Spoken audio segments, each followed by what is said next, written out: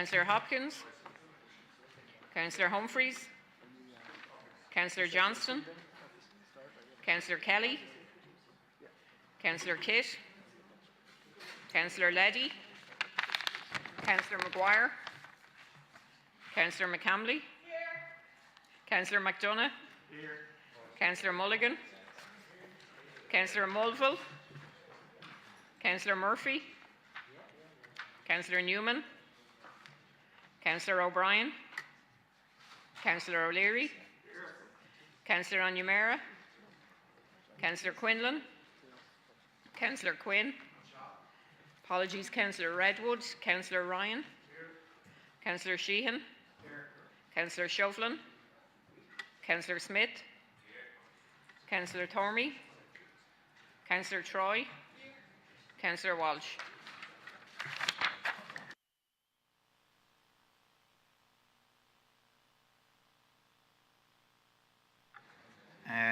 County Council meeting 14th of April 2025. All mobile phones should be on silent or switched off for the duration of the meeting. Please note this meeting is being webcast. All members, please remember to switch off your microphone when you finish speaking. All members are reminded that the chamber is a non-smoking or vaping area. Standing orders will apply to all aspects of the meeting. Councillors are reminded of the provisions of Standing Order number 92 that all members are bound to act in accordance with the ethics framework and code of conduct for local authority members, to cooperate with the orderly conduct of meetings, the direction of the Mayor, and in a manner that is respectful to colleagues. Members have been circulated with the agenda for today's meeting, and any member forming the view that they have a conflict of interest in the matters subject to today's agenda should now disclose the same. Councillors are also reminded of the provision of Standing Order number 93. The members must bear in mind that discussions at council meetings are not privileged. No member may make false statements, impute improper motives, or use offensive or unbecoming words in reference to any member of the council, employee of the council, or any other person. Any member having made such statements or used such objectionable words and not explaining or retracting the same or offering apologies for the use thereof when requested to do so by the Mayor, to do so shall be called upon by the Mayor to withdraw from the meeting. Members making any such statements or comments may find themselves personally liable for them. Item 1, confirmation and reaffirmation of the minutes of council meeting held on Monday the 10th of March proposed. Seconded, Councillor McCamley. Questions 2 through to 18. Proposed, Councillor McCamley. Seconded, Councillor Healy. Item number 19, report of committees.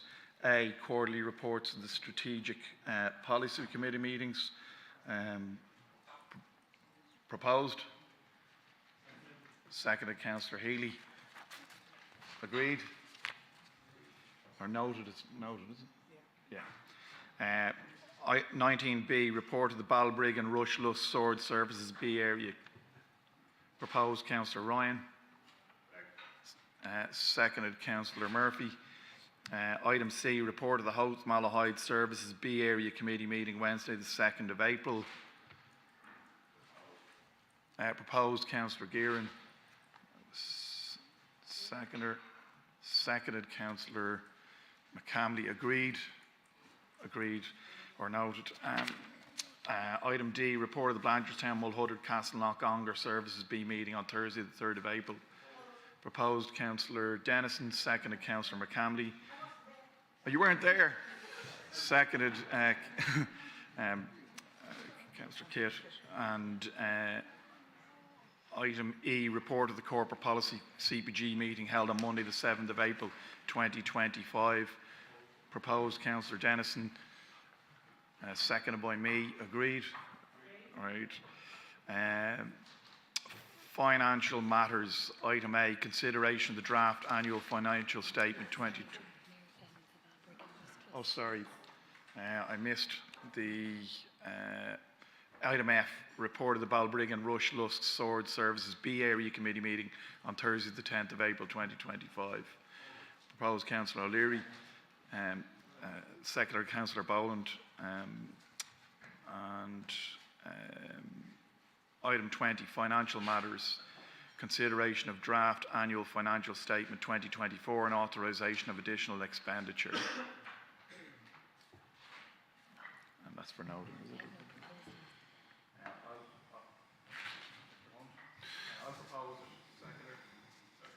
Seconded Councillor Dennison.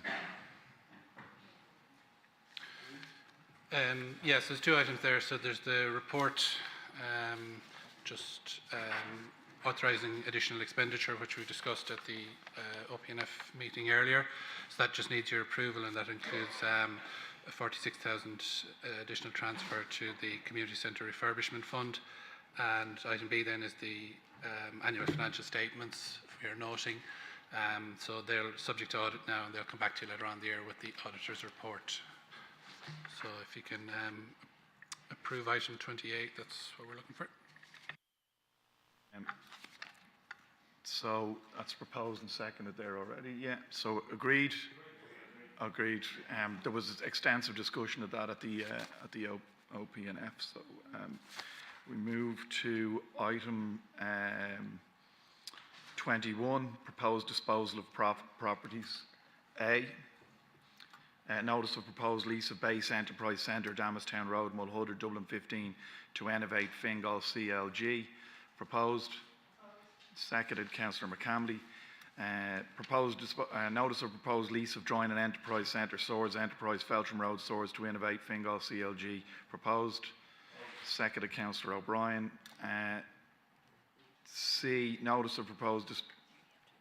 Can we agree item A? The proposed lease of the Base Enterprise Centre? I think it's been covered at a previous presentation. There was a briefing, but I think it's important if people weren't able to attend the briefing, we could give a brief presentation on it. Yeah. Yeah.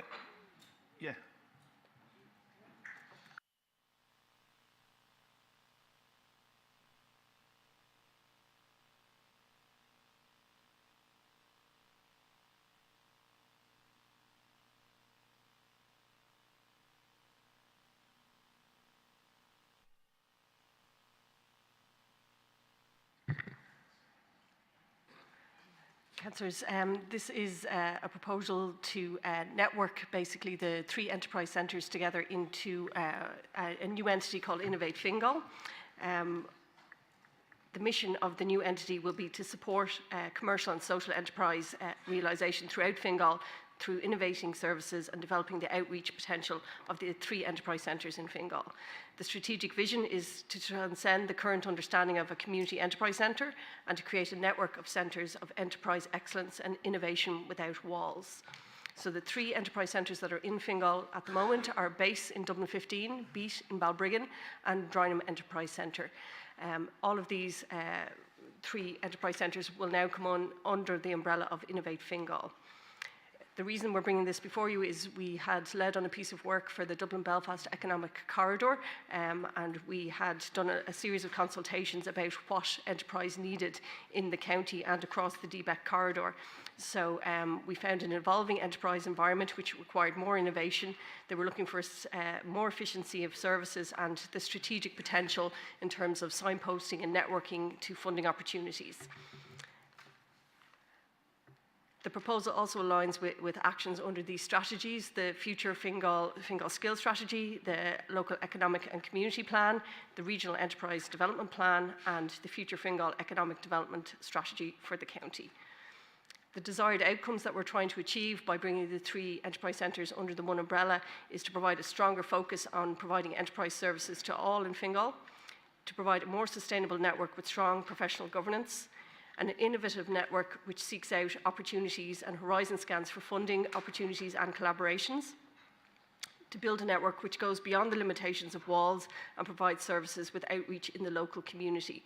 So very much what we found during our consultation period was that enterprise centres need to go beyond space now. They're looking for more connections with the local enterprise office and to provide services out into the community through networking and signposting opportunities. Bringing the three enterprise centres together means we can have a more improved and effective use of our resources. And one thing that came out in the consultations, particularly with the boards of the three enterprise centres, was the importance of the local identities of each of the centres. So maintaining that local identity while bringing together a collective brand for promotion and marketing purposes. Over the last 12 to 18 months, we've gone through a review of various elements of the enterprise centres, which has included staffing, governance, financial sustainability, the capital investments which are required to the centres. A number of them are ageing and will need some investment now. The operational efficiencies between the centres, strategic ability in terms of that horizon scanning for opportunity, collaboration opportunities, and services and marketing.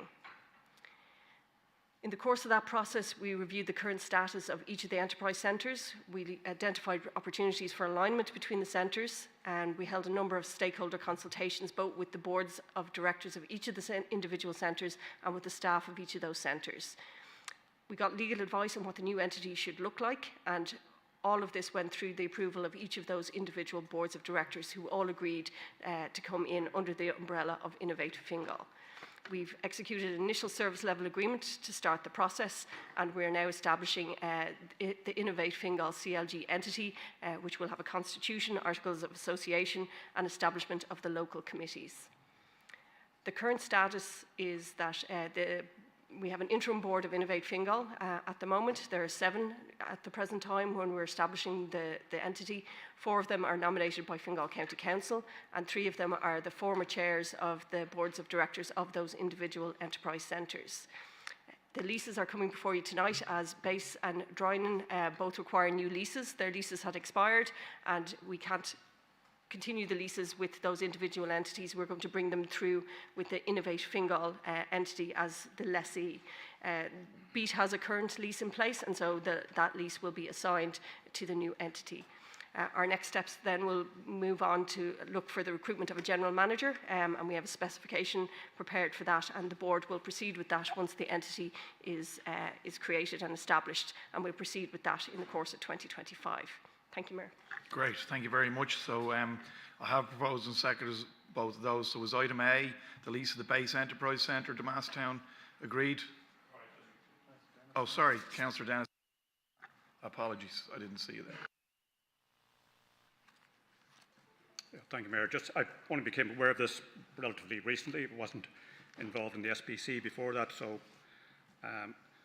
you know, each of these were 3 local enterprise centres. Each had their own board, local boards, and councillors were members of those boards. So I'm just wondering about, you know, obviously there's benefits in networking the 3 centres together, but I'm just concerned that this is going to be removed or at remote from the council or the councillors, and that we won't have any oversight of this unless we're actually represented on the boards of this CLG. I note that there's a mention of a local committee, so I'm not sure what that is. I presume it's separate from the boards or the board. So my only concern is what our role will be on this CLG. Councillor Mulville. Thanks, Chair. Just similar to Councillor Dennis, I'm just wondering, will the nomination for the councillors to go on this new board come before this council for nominations, and when's that likely to happen? Thanks. Councillor O'Leary. I'd support what the 2 previous councillors just said. I'm just looking at the swords note here, and I'm just curious looking for information. So the rent shall be 280,000 per annum. So are these buildings in the ownership of Fingal fully paid off? And then how do you arrive at 280? I know they're substantial buildings, they are, and there's rent incoming from tenants or whatever. So just, can we get a bit of sort of an explanation on the 280 and how that's arrived at? Thank you. Councillor McCamley. Yeah, I'd just like to say that this was mentioned in the manager's report, I think maybe at the beginning of the year, was it? And I asked a question about it here in the council on 2 occasions.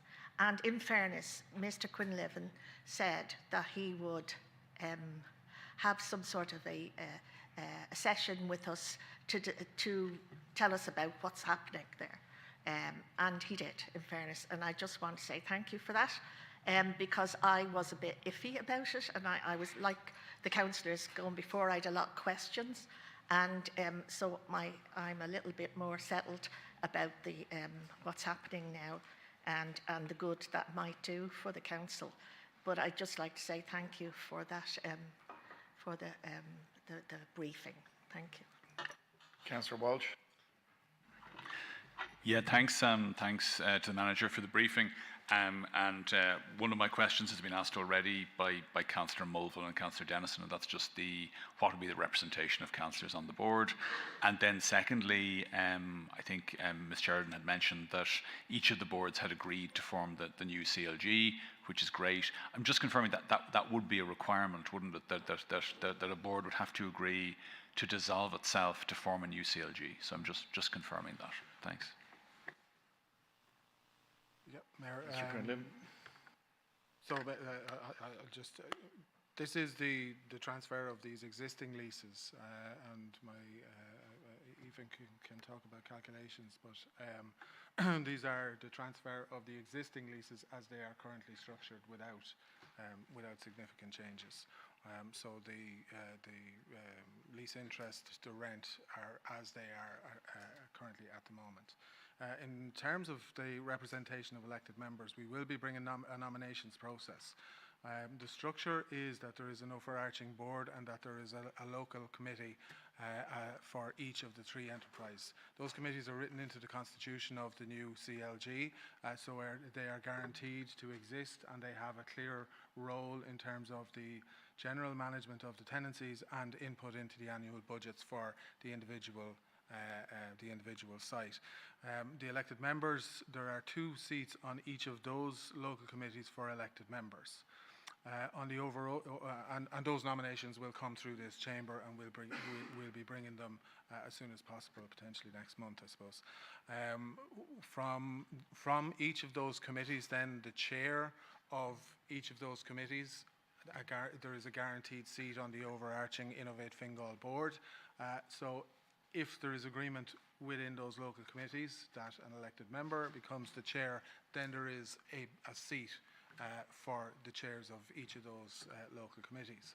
On the overarching board, what's written into the constitution is that the chair of the Economic Development SPC will be the sitting permanent representative of the elected members on the Innovate Fingal board. So there is guarantees around oversight at both the local committee level and at the board level for Innovate Fingal. Members will be nominated to each, and there is an automatic right for the chair of the SPC to sit on the Innovate Fingal, and that gives continuity over time to that membership of those boards.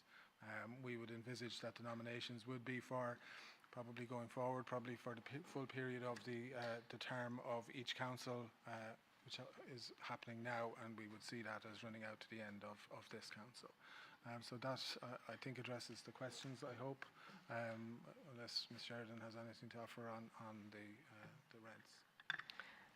Just in terms of Councillor Leary's question, as part of the exercise, we undertake a full valuation and financial exercise of each of the centres to determine where they're at, so that each of the boards knew exactly what they were getting into. So we got an independent valuation in terms of what the asset was worth. All of the centres are operational and receiving rents from their tenants. Some of them have some vacancies, 2 or 3 units that are turning over at various points in time. So at the moment, they're all in pretty good financial shape.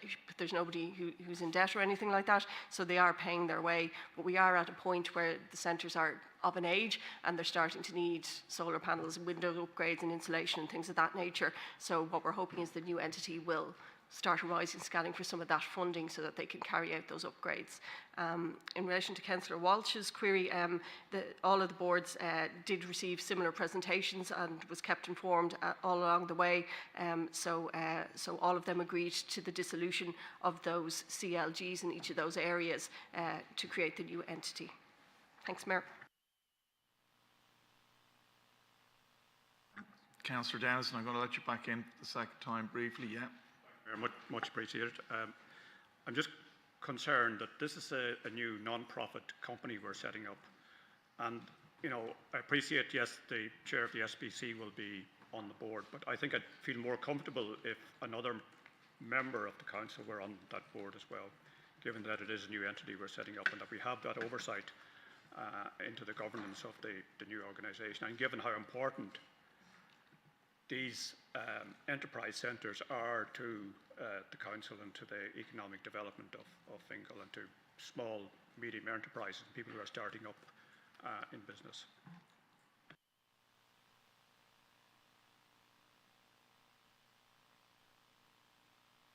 Okay, so, do you want to? I mean, Mayor, we can take that offline and deal with it outside of the meeting if members are satisfied. But also on the board will be myself as the Director of Economic Development, the Head of Enterprise, Mr. Gagan, the Chair of the SPC, and if any of the elected members come through as chairs of the local committees, they will also be there. If members would prefer that a further nomination would come directly from full council, then that's something that can be accommodated. So I'm happy to. So look, we can deal, I think, with the disposals now. I think I'm happy to just proceed with the disposals, and if people are against them, that's fine. But item A, proposed lease of base enterprise centre, Damastown. Is that agreed?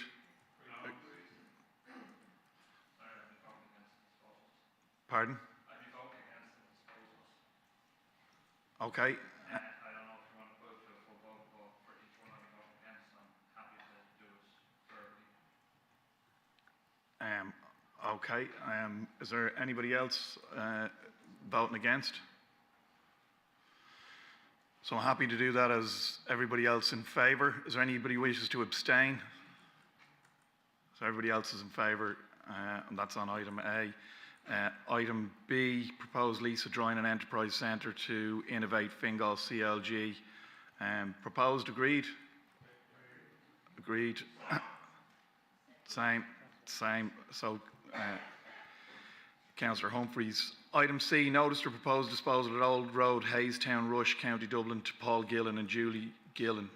Kind of a proposer there? Proposed, Councillor Boland, seconded, Councillor Kelly. Is that agreed? Item D, notice of proposed rectification of boundary at Millfield Shopping Centre, Balbringan to Hugh Grady, Henry Grady, Gerard Grady, Annette Grady. Can I have a proposer? Proposed, Councillor Murphy, seconded. Seconded, Councillor Maguire. Item 22, sorry, is that agreed? Agreed.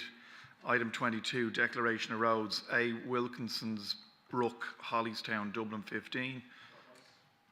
Proposed, Councillor O'Meara. Seconded, Councillor McCamley. Is that agreed? Declaration of roads, item B, Hansfield Phase 1, Fiblestown, Dublin 15. Councillor Dennison. Seconded, Councillor Walsh.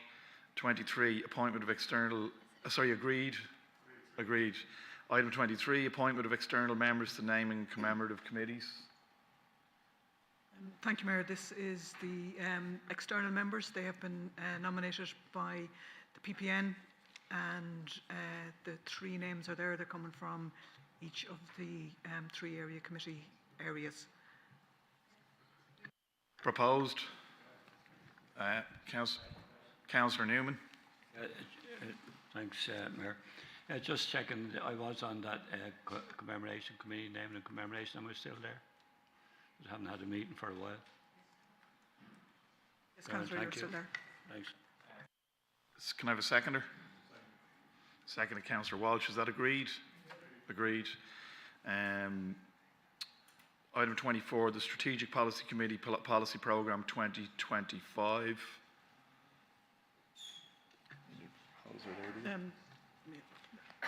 This is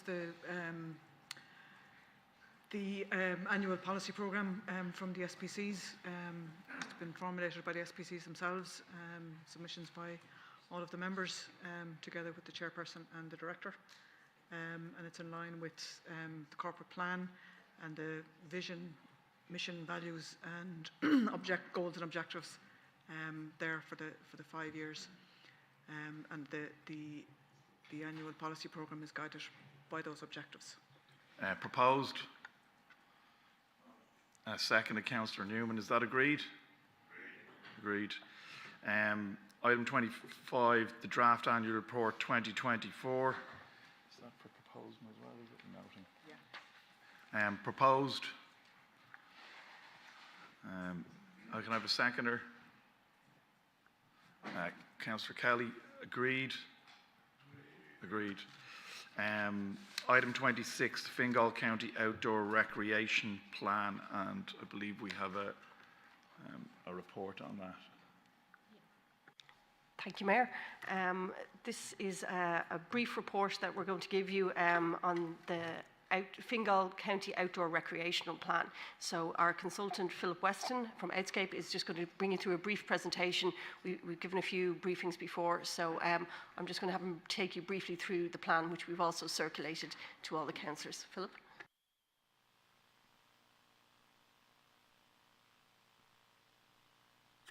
Thank you, Aoife. So, as Aoife says, I'm going to provide you with a summary, a very brief summary of the Fingal County Outdoor Recreation Plan that we've been working on alongside economic enterprise, tourism and cultural development. So the brief for the particular project has been to develop and deliver a county outdoor recreation plan for County Fingal, and that's been in accordance with the specifications laid out under Embracing Ireland's Outdoors, which is the National Outdoor Recreation Strategy. The strategy calls out that every county should have a 5-year county outdoor recreation plan developed. Firstly, to try and deliver on the national strategy, to ensure that all the county's needs are prioritised as well as being aligned with the national strategy and future funding opportunities. And one of the key actions is obviously the development of the plan. The national strategy provides guidance on the development of each plan to try and ensure consistency, helps to steer the process and content, and endorses a collaborative approach, acknowledging that outdoor recreation is not the responsibility of one particular organisation or stakeholder within the county. So it ensures that there's stakeholder and community involvement within the development of each of the county outdoor recreation plans. And the action plans are organised into the 6 themes, which are aligned with the national strategy: leadership, collaboration, environment, heritage, access and infrastructure, awareness, opportunities and expertise. At the very start of the project, and presentation is always very important to understand what we're talking about when we're talking about outdoor recreation. So this is activities such as walking, canoeing, wheeling, orienteering, anything that doesn't have a pitch or a course, non-motorised vehicles except for motorised mobility aids, basically human-powered activity to allow for passive enjoyment of the outdoors. This map shows you the current position of outdoor recreation within Fingal. Sorry, it's a bit light of colour on that particular screen, but I think it's really important because it shows the spread of outdoor recreation within the county. Each dot represents an activity or a location where outdoor recreation is carried out, and the lines represent trails or greenways, predominantly along the southern edge. And you can see that the distribution of outdoor recreation is predominantly along the east coast and within close proximity to most of the settlements within the county, and then along Dublin 15, sort of the southern area of the council where it borders with Dublin. But starkly it shows quite an absence of outdoor recreation within sort of the rural northwest, western areas of the county, which is something that we've looked at and considered within the outdoor recreation plan. Our research showed that greenways, active travel routes, walking trails, the parkland, the historic domains and the coastline are the primary outdoor recreation products, so basically places where outdoor recreation takes place within the county. Stakeholder engagement played a vital role within the project, particularly to understand the current position and to inform the strategic priorities and emerging actions. We carried out significant one-to-one engagement with the steering group, with national, county and regional local organisations and agencies. We also carried out 2 public consultation events and an online survey. And that allowed us, I suppose, within a summary to determine that walking is the most popular activity, followed by passive enjoyment of the outdoors, leisure cycling, water sports, etc. One of the insights was also that whilst existing outdoor recreation facilities are generally high quality, there's a need for greater provision, particularly within that rural northwest area, for facilities for open water swimming, which Council is already exploring, greater walking provision and leisure cycling to try and improve that connectivity along the coast and also towards those rural areas. Other insights: beaches play a significant role in outdoor recreation across the country, and it's recognised that there is a high standard of cleanliness and of environmental protection. However, there's a desire for greater accessibility programming to allow more people to enjoy the beaches and the coastline of the county. People in Fingal enjoy the outdoors for outdoor recreation and appreciate the landscapes, the heritage, the environment in which they're carrying out their activities. And then finally, that there's an opportunity for greater collaboration amongst all those involved in outdoor recreation development, management and promotion. And that's something that's highlighted within the National Outdoor Recreation Strategy. So nationally, there's a need to enhance that greater collaboration. So this is the vision that we've identified, and it ties in with the National Outdoor Recreation Strategy. So the vision for that is that Ireland is a world of activities for all, and locally we're looking at Fingal is a world of activities for all. And the strategic priority statement is that priority for outdoor recreation over the next 5 years is to enhance and expand outdoor recreation offerings and explore sustainable development opportunities, fostering a vibrant community which encourages all to enjoy the natural environment and heritage and experience a high quality of life. And again, this ties in with the overall strategic objective and strategic priority of the national strategy, and the idea being that we want to tie in with, to try and help to deliver on those national objectives, and also to avail of any future funding that becomes available. And then finally, my final slide. So this is the themes, the strategic objectives. I'll not go into them in great detail, but they're aligned with the 6 themes of Embracing Ireland's Outdoors.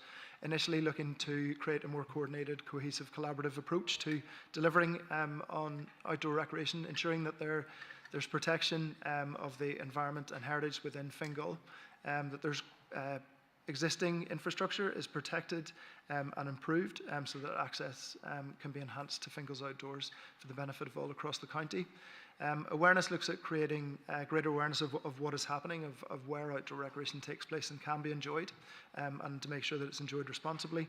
Opportunities relates to the programming of participation programs, so to get more people, young people and those from underrepresented groups to participate in outdoor recreation. And then finally is about improving the expertise, about the knowledge, the skills of those stakeholders and partners involved in outdoor recreation in Fingal. So thank you very much for listening. I'll hand back to Aoife. Thanks very much, Philip. Just to say, in terms of the outdoor recreation plan itself, we didn't go into a huge amount of detail. There's 32 objectives, strategic objectives outlined in the plan for implementation. We have circulated that to all councillors, and we did get a number of amendments. Councillor Healy submitted a number of minor wording amendments, which we've gone through with him today, all of which are acceptable wording amendments to us. So we propose just to make those minor wording changes and complete the plan. The plan is for noting. Thank you, Mayor. Councillor Newman. Thanks, sir. Just a question. I'm sure it's covered somewhere, but what provision is in the plan for people with autism and disabilities and things like that? Because I don't see a mention of it anywhere along there. I'm sure it's somewhere there, but I think it's very important that that's all really taken into account in this. Thanks. Councillor Ryan. Just a question in relation to the themes and then the how. Is there detail, behind that how in terms of specific things that are going to happen? Thank you. Councillor Mulville. Thanks, Chair, and thanks for the presentation. I'm sorry you missed the briefing, but I did read the stuff you sent around. It looks very good, and I particularly welcome actually 2 things we discussed at the recent coastal and marine SPC, the rights of way access to coastal areas. They need to protect those because they're often disappearing because people are closing them off, but we need to obviously protect those and make sure that public rights of ways are clear and everyone can use them, or the new permissive rights of way or permissive ways that you mentioned as well. And also, secondly, I guess about management, we discussed, for example, the need for each beach to have a coastal management committee where members of the public, beach users and council staff can come together. So maybe there's 2 things we can look at when the plan is adopted and to try to pursue those and bring them forward. Thanks very much. Councillor Butler. Yeah, no, thank you for that. I couldn't see the map that clearly, but if you could include the park run and junior park runs, maybe that happen across Fingal. I know the Malahide one would get a lot of tourism, and when they don't have time to get from the airport to Malahide and back, they go to the River Valley One Swords. So thank you for this. Thank you again for all the help the council officials give to various park runs. But yeah, it'd be great to have them included in this. Thank you. Councillor Hopkins. Yeah, thank you. And I missed the briefing as well, so apologies for that. I suppose this is fantastic. My only concern is that very often, we have fabulous strategic objectives, and then it's the execution and implementation stage that we sometimes lag behind on. The facilities, I would say, if you were to ask anyone in this room or people who live in Fingal, and maybe this came back in the feedback, access to our amenities, how you get there. There's an awful lot of new, housing estates, like you can see Malahide, whatever, and to get from your bike to Malahide Castle, very difficult. So getting to your amenities, particularly if they're not on your doorstep, is really key. And then the simple things like the accessible toilets, benches, all of those kind of things, they're the important things. It's really, really basic stuff that we need to have to get people to enjoy the outdoors. And again, the swimming facilities, particularly for people who are not at the coast. That map was quite stark. Obviously, I'm at the coast, but seeing people on that side of the county with less amenities, that obviously has to be a huge focus. Thank you. Councillor Walsh. Thanks very much for the presentation. I just wanted to check, are there, I suppose, opportunities for community groups to work with the council in terms of the strategy, and are there kind of funding opportunities? I know there's the outdoor recreation scheme, which is a national scheme, but are there funding opportunities which would come up as part of this scheme, which might support community participation by community groups or sports clubs? Councillor Donnelly. Sorry. Thanks very much, and thanks so much for the presentation. I was able to go to the briefing, and it was a whistle-stop tour we got today. There is a lot more to it. I just have to say, the map is very, very stark for us in Dublin 15. I think I counted 2 dots, and I'm not even sure if one of them was a dot. I think it was a place name. But it would be good to see the park runs added to it, because it would show that there is more to do in the Dublin 15 area. The second page of the draft document says Fingal, a world of activities for all. And I know Councillor Newman has alluded to it there, and also Councillor Hopkins a little bit. What I'm really concerned about is accessibility for those with disabilities, for older people, for anyone that has any additional need at all, in terms of our infrastructure, our paths, our cycling infrastructure, and also our lights, public lighting, and the fact that once it gets dark, a lot of these outdoor activities are just not safe or accessible for those residents of ours that are older or need any additional help, or indeed a lot of our women and girls. So it'd be good if we could have some more. Thank you. Councillor Humphreys. Thank you. Just one question. The Outdoor Recreational Committee, how's that going to differ from the committee that we have already for kind of sports activity? Will there be an overlap there, or will there be kind of separate funding streams that they'll be accessing? Because my understanding that they'll be kind of fishing in the same pool of funding to already existing committee. So I just want to know how the two are going to be different. Councillor O'Leary. Thank you. Yeah, I'd just like to commend the management and the team for the plan, and it's great to have a plan and have a focused plan. I think it syncs well with Healthy Ireland, which is a national policy started more than 10 years ago, and we have Healthy Fingal. It'll work well with that. But if you don't have a plan, you can't enact or make things happen, and you have an action list attached to the plan, which is great.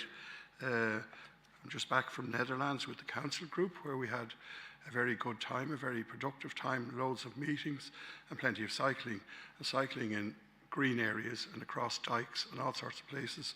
And while we have greenways in Ireland, I'd like to see more of it, and I'd like to see our heritage parks and our beaches all connected up via cycling. It's a natural thing to do, but currently it's not available, or it's only available in certain places. So I commend the plan. I think it's a great plan. We have a wonderful county, and I look forward to it being implemented piece by piece and getting there. Thank you. Councillor Heady. I'd also like to very much welcome the plan. It's really positive that we're recognising and building on the natural environment and the use that people are making of it. I'd like to thank the executive for agreeing to a couple of minor changes which I suggested, which are really to emphasise the existing governance structures that we have, the Howth Special Immunity Area Order, and also the Dublin Bay Biosphere, and these are things that we need to keep building on. I note that this is part of the context for the work for the funding that we have been receiving and will continue to receive, hopefully more, under the Outdoor Recreation Infrastructure Scheme. And I think, as people know, there's been an allocation of project development funding for Balscaddon Beach for an architectural competition. And we've had the repeated experience of council officials coming to look at the beach, recognising its beauty, recognising the potential for a wonderful development there, and then saying, but it's not really my job, it doesn't really belong, we don't know exactly where it fits. And part of what I think we're supposed to be doing here is also appointing an outdoor recreation officer, establishing an outdoor recreation committee and a stakeholder forum. And the suggestion in the national level was that they would be in place to produce the plan. We've done it the other way around, but I don't really mind, because I think the plan is a good basis. But I'd like to be reassured as to how quickly we will put those structures in place. And then I would suggest that it would be useful to have discussions on work programmes at the area committees. I think Dublin 15 quite rightly is saying, well, what about us? And I think at their area committee they should be engaging in the details, and similarly in Howth Malahide and the Northern Area Committee. I know we'd have plenty to talk about. So some indication of when we'll actually hit the ground with the people in place to carry out the plan would be great. Thank you very much. From my own point of view, I think it's great to have a concentration on outdoor activity in terms of the great outdoors. And so, there are lines there that are to be, drawn between what are you talking about. Just because it takes place outdoors doesn't mean it's part of the outdoor strategy or this particular funding sector. And I'm not sure whether the park runs make it in as something that will happen within our parks as opposed to out in the wider outdoors. And I think that's the problem in relation to Dublin 15, but I think we do need to figure out where those places are within Dublin 15 and try and concentrate some resources there to make sure that we can take advantage of the river valleys that are there, the Liffey Valley and other areas that we can include. I think in the Tolga. Sorry.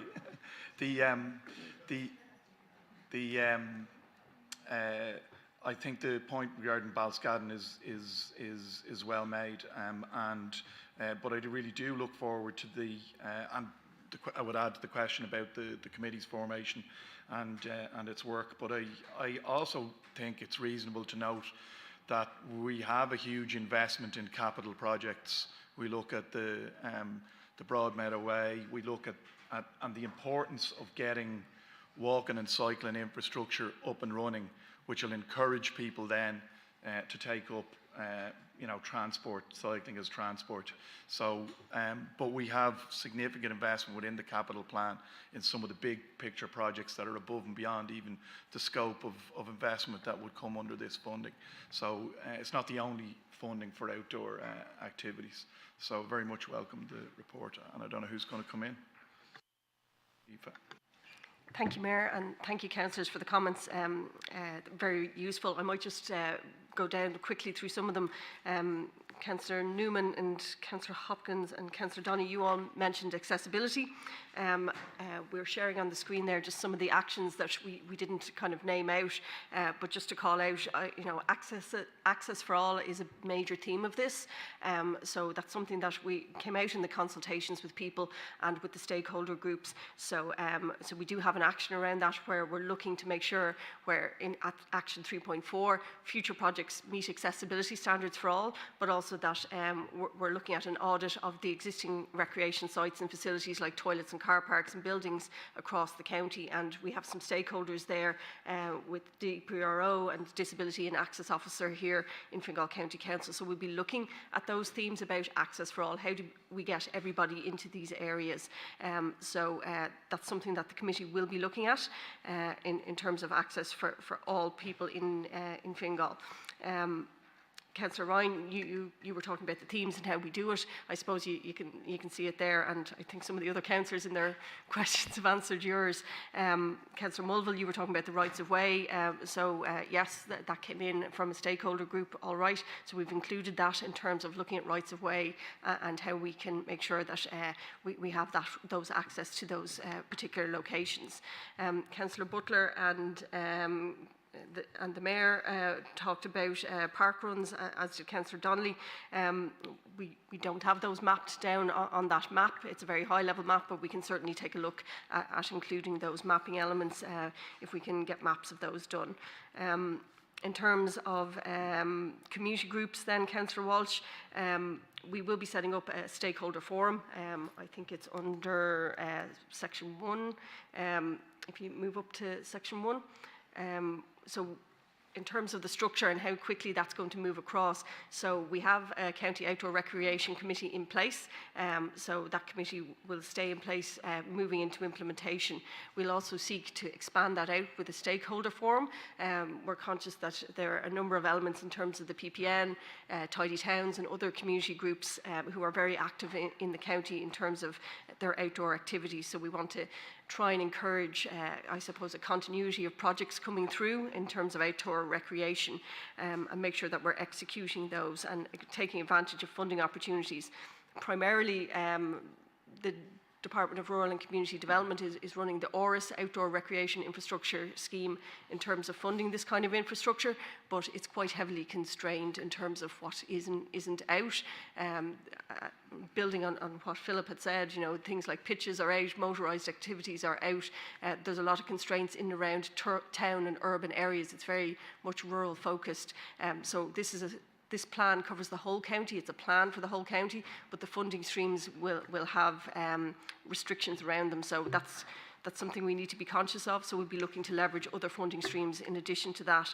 And I suppose that speaks to what some of the other councillors raised about other funding streams and the sports audit that David Story's team has been doing, looking at the sports facilities and what can be done there. The greenways and then the connections, all of that is contained, Councillor O'Leary, within item 3, so there's a number of actions there where we're specifically looking at that connectivity between those things. So that is again something we're going to be looking at. And in terms of who's going to be looking for that, there is funding available for outdoor recreation officers. So a number of counties have those people in place already. We'll take a look at that in terms of moving that stakeholder forum forward, establishing it and driving the plan forward. As Councillor Healy said, there has been funding applications put in under ORIS before, and we have perhaps not been fully ready for implementation in terms of who is driving this forward. So this internal recreation committee that will be sitting within the council will drive that forward, and then the outdoor recreation officer will also be spearheading that in terms of making sure we have a future pipeline of projects coming through and that there's continuity between the plan and the execution in terms of things that are being examined for project development and then moving through to the various funding streams to make sure that they get implemented. But there's absolutely no issue at all about going back to the area committees in terms of getting ideas for what kind of works or what kind of things need to be considered, and happy happy to have the councillors involved, giving us some ideas, particularly in the Dublin 15 area, which we know from the consultations, and you can see evidently on the map, there's less outdoor recreation there, so that's something we'll look to address in that. I think I've covered everything unless Mr. Story wants to come in on anything. Just thanks, Aoife. The members have raised obviously a lot of queries in relation to the plan. The plan is obviously for noting this evening. There was a briefing with all the councillors and we sent around a briefing note as well. We're happy if any of the councillors want to contact us after the meeting with further queries or anything like that, we can take them on board. But it's most likely that the outdoor recreation plan will be sitting within the sports department with help from the economic department. So obviously there's a lot of actions there we'll be working on over the next number of years, and we will obviously bring it back to the early committee for consultation as well. Thanks. So that's for noting. Noted.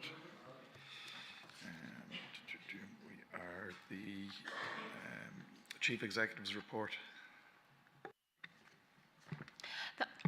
Thanks, Mayor. Just a couple of things to bring your attention to. One aspect of the unaudited accounts for AFS for 2024 is the scale of capital spend that we have at the moment and the number of projects we've on site. There's an update on many of the projects included in this Chief Executive's report. I'd ask you just to take that away and have a look at them at your leisure. You know, the likes of Baldoyle Community Centre, the Swords Cultural Quarter, the project in our Balbriggan on Key Street, the housing projects, as well as I know a lot of members would be happy to hear that Kellystown Graveyard is now under construction. That's a project that took some time to get sorted from a contractual perspective, but glad we've commenced that. So that spend in 2024 was 567 million. So you can see the scale of what we're at, and a lot of the work of the management team is to ensure good governance, project management, procurement, of course, before the project gets to site, and making sure that the money is spent well. So that takes up a lot of our time, and if there's if there seems to be a lack of activity in your own area, just bear in mind that we have to get through that list of projects and manage them well before we can move on necessarily to new projects. But it's all itemised in the capital plan in any event. Pleased to see the judgment on New Street last week. So New Street in Malahide was a project that was delayed. This council gave a planning permission I'd say almost 3 years ago at this stage. So good to see that now out of the courts, and we'll be in a position to complete detailed design, talk to the Department of Transport about funding for it, and hopefully get on site as soon as that's feasible. And thanks to David Story and his team for their work on that project. Just to note, the events programme is as busy as always.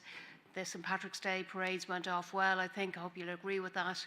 But of course, we'll be reviewing everything that happened across the parades to make sure that if there's tweaks needed, we'll implement those. Concerts, Flavours of Fingal and all the rest of it coming up in May, June and July. So happy to take any questions, and the team are here too for that. Councillor O'Brien. Thanks, Mayor. Yeah, just echo the Chief Executive's sentiments around the case won by the Council on New Street, a scheme that was democratically approved here and has been multiple times.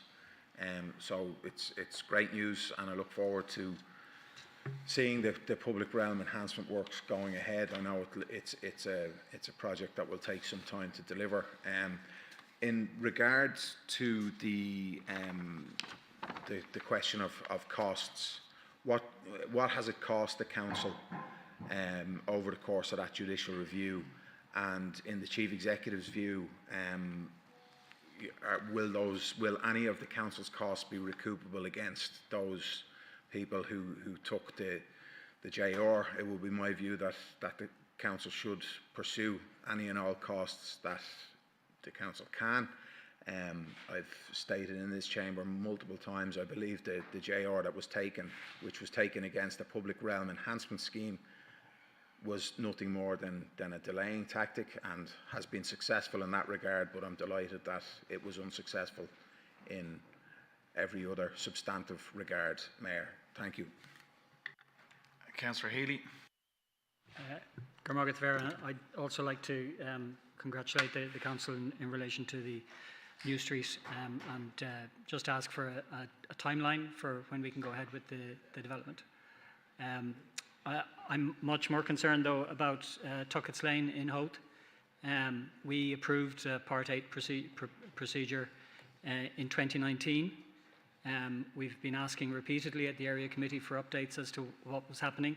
The latest we were told at the area committee in November was that it was about to be retendered early in 2025, and we've just heard that it's on hold, and that's what's been presented in the Chief Executive's report.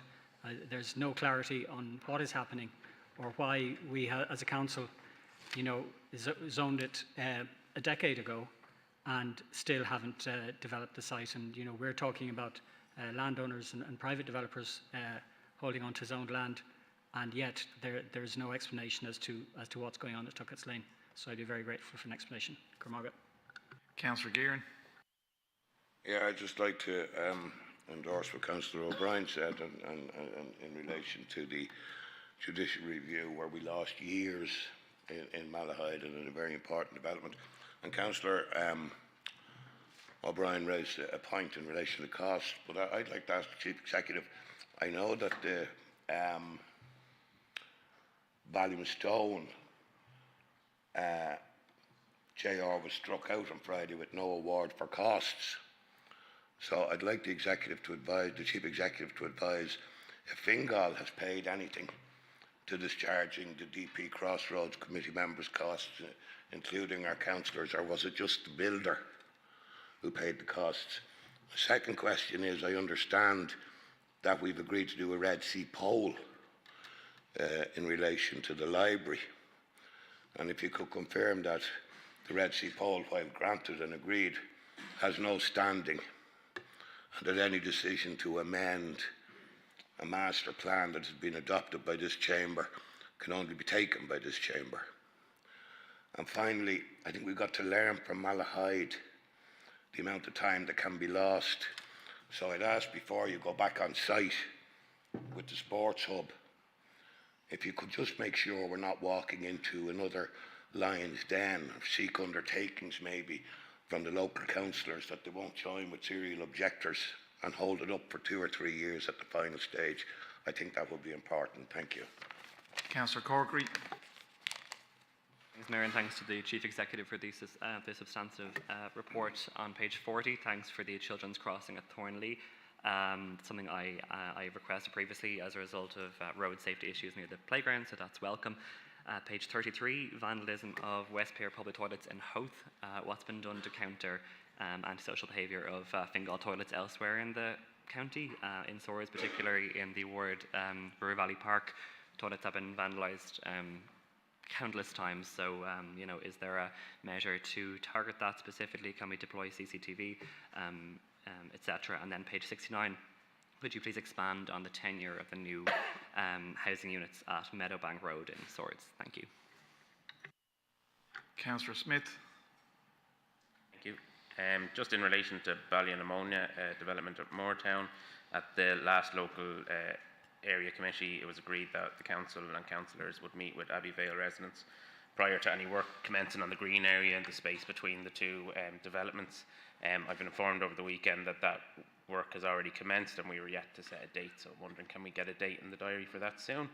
And the other one is regards to, brief question regarding Carnegie Library. Is the expression of interest still open for community groups, and when can those that have applied expect to hear whether they have been successful? Thank you. Councillor Hannafy. Thank you, and I'd like to thank the Chief Executive for the report. I'd like to ask the Chief Executive if there are any housing developments in Dublin 15 to be halted or suspended because the ESB have said they don't have the capacity to connect them to the grid. And also the same with regard to Uisce Éireann. Are there any developments in Dublin 15 to be halted or suspended as they don't have the capacity either? Thank you. Councillor Hopkins. Thank you, and thank you for the report.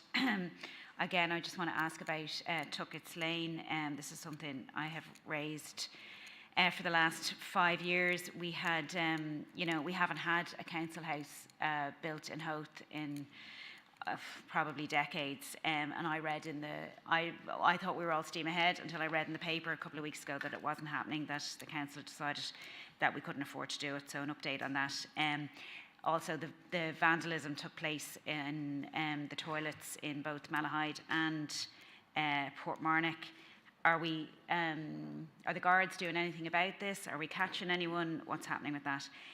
Welcome, obviously, that we're out of the courts with New Street. I can't wait for that to happen. It's been, we're too long waiting. And finally, just the old community centre in Baldwell. I feel greedy asking about this because we're getting a brand new facility, but the old community centre is on the books since 2018. It's 100 years old, it's leaking, it's falling apart, and it sees 70,000 people every year, so it's a well-used facility. It was supposed to go, as far as I understand it, to go to the full council for Part 8 repairs last March, and we're still waiting if we could get an update on that. Thank you. Councillor Shovlin. Yeah, thank you. I'm glad to see that work has started on the car park in Porterstown Park. Just in relation to the overflow car park there, we've received a few complaints about issues there, and I would like to know when work is due to commence on the overflow car park.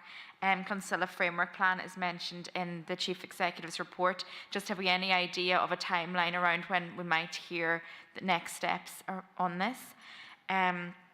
Previously, we held meetings, kind of housing information meetings about various schemes available to first-time buyers and affordable housing schemes. I'm also wondering, have we any plans to hold any of these in the not-too-distant future? Really, really pleased to see that Kellystown is starting and is due to be completed by the end of the year. That will definitely go down well in our area. And just finally, the Laurel Lodge Playground, I'm just wondering, has the contract award been issued here, and would there be a rough commencement date? Again, just all issues that I've been receiving from constituents. Thank you. Councillor Donnelly. Thanks for the report. Couple of things. First of all, do we have a time for the extended opening of Coolmine Recycling Centre? And secondly, I note the tenant in situ budget for us this year is 20 million. Last year we bought 112 properties. If you multiply that by 350,000, it was 39,200, which is double what we're getting for this year. I'd just like to know, will the 20 million cover any refurbishments? And I don't expect you to know this figure, but have you any idea how much it cost to refurbish the 112 houses that we bought last year? You could come back to me with that. Thank you. Councillor Quinn. Thank you very much for the report. Just a question in regards to affordable housing scheme in Balbriggan. Is there plans for a scheme in the next 12 to 24 months in regards to the developments that are taking place in Folkestown and the area around Balbriggan and Skerries? And secondly, I just looking for an update, maybe an email to the 5 councillors in Balbriggan in relation to the old Tesco site might be more appropriate rather than under camera. But I'm just looking for an update on this. We're after having a glorious week of sunshine, and unfortunately what comes with a glorious week of sunshine is people accessing derelict sites, and the derelict site in the middle of Balbriggan has been accessed on numerous occasions, and it needs to be resecured. The developer needs to be contacted. It has been violated again and continues to be, so just looking for Fingal. I understand Fingal are playing a very active part in that, and just to make contact with the developer in that regard. Thank you very much. Councillor High. Yeah, thanks for the report. Just a few issues in relation to New Street and Malahide. It's good that we finally now have clarity on this, and has been said was supported by Fingal County Council councillors, and now the courts have had their say. So it's been delayed for a long time, and I'm looking forward to this multi-million euro project going ahead now. Just regards to there's a mention of, I don't have the report in front of me now because I'm having issues here, but there's a mention of a Seamount connectivity project. I had a question or a motion at the Host Malahide meeting last week asking for footpaths on Seamount Road, and I was told that that couldn't go ahead until because there was an active planning enforcement file. Just wondering, has that been resolved in the last week, or maybe I'm missing something there? And as has been mentioned, Tuckett's Lane, I was out there recently, and obviously housing was planned for a long time there, long before I was on the council, and I was told recently by an official that it's not viable financially there currently to build housing. So just wondering what the plan is. Other people have been asking, but the way the site has been left for a long time, it really does look very bad in the heart of Howth, and I've a motion on that at the next area committee meeting. I didn't think it would come up today, but yeah, just a few issues there. If you could answer them, thank you. Councillor O'Leary. Thank you. Skerries Harbour, the extended or upgraded pier project, do we have any update on that? When might it be starting, or where are we at on it? I was skipping through the report there, I don't know if it's in it. I note the RZLT tax, the land zoning tax. We have maybe 30-ish applications into D-zone lands, and maybe some opportunities might arise there for the council, hopefully, to buy land or rezone land somewhere else, and get more affordable homes.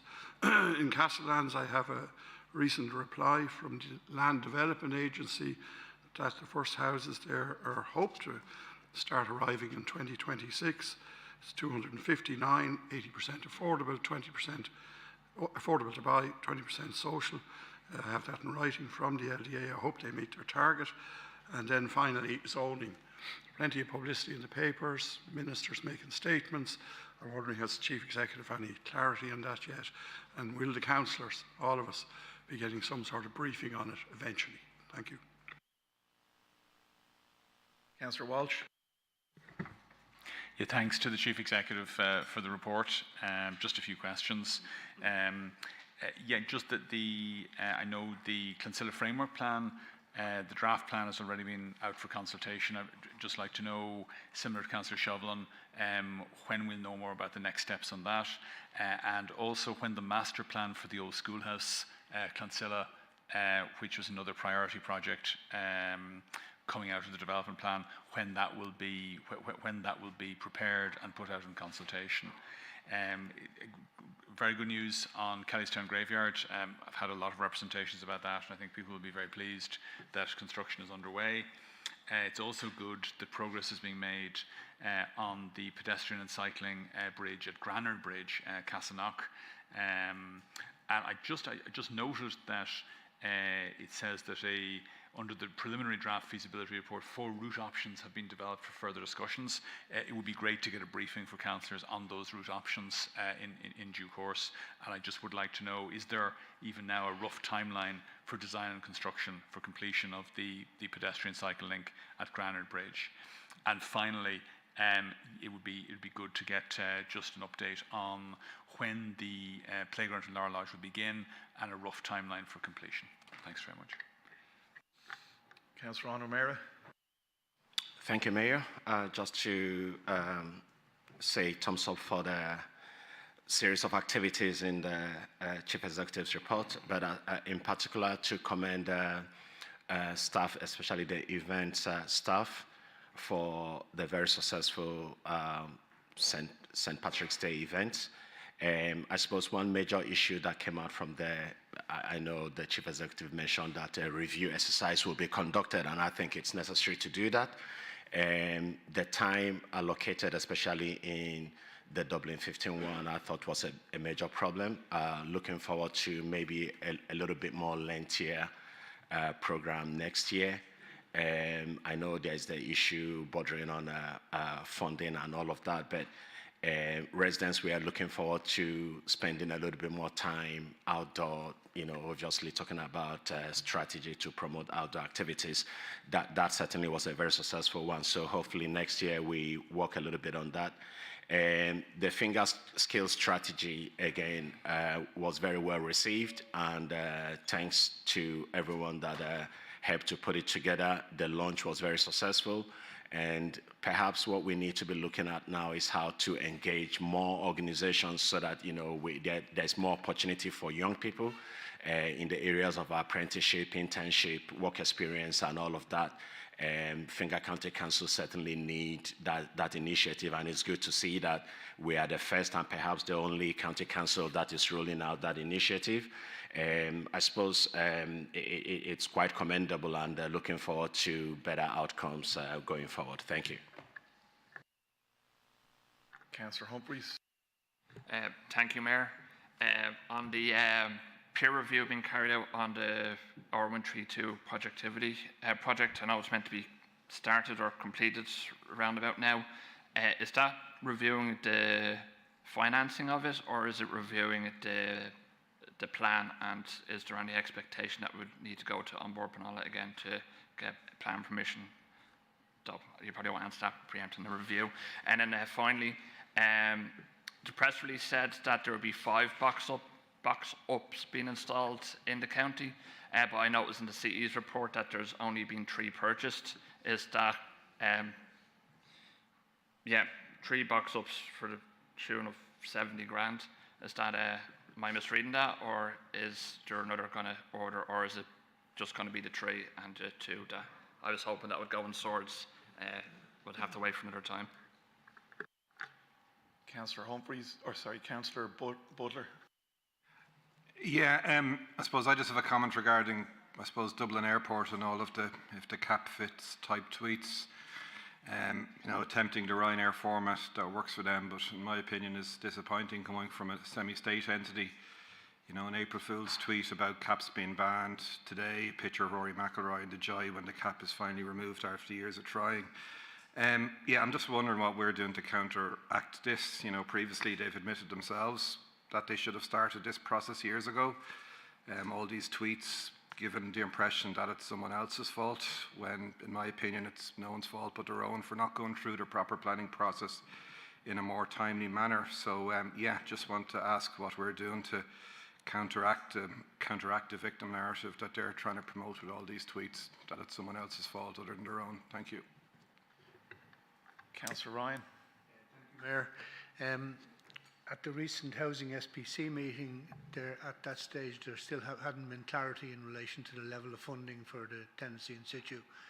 Has there been any further information available yet in terms of the level of funding? Thank you. Councillor Kelly. Thank you, Mayor. Just a quick question for the Chief Executive, if I may. I do welcome where the swimming pool is coming to Balbriggan.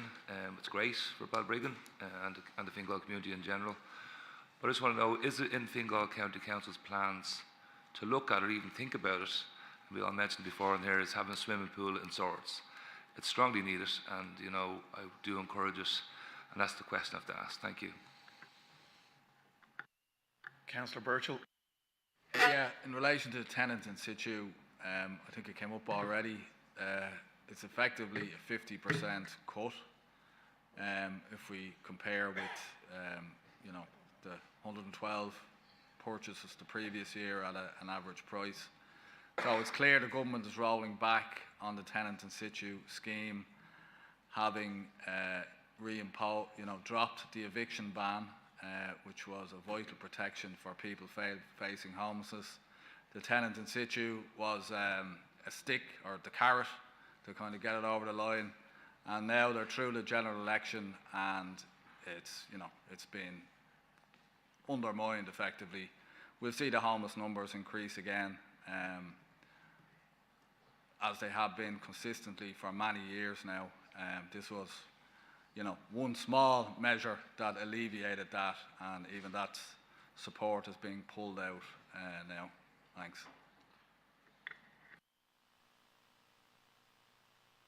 From my own point of view, I certainly want to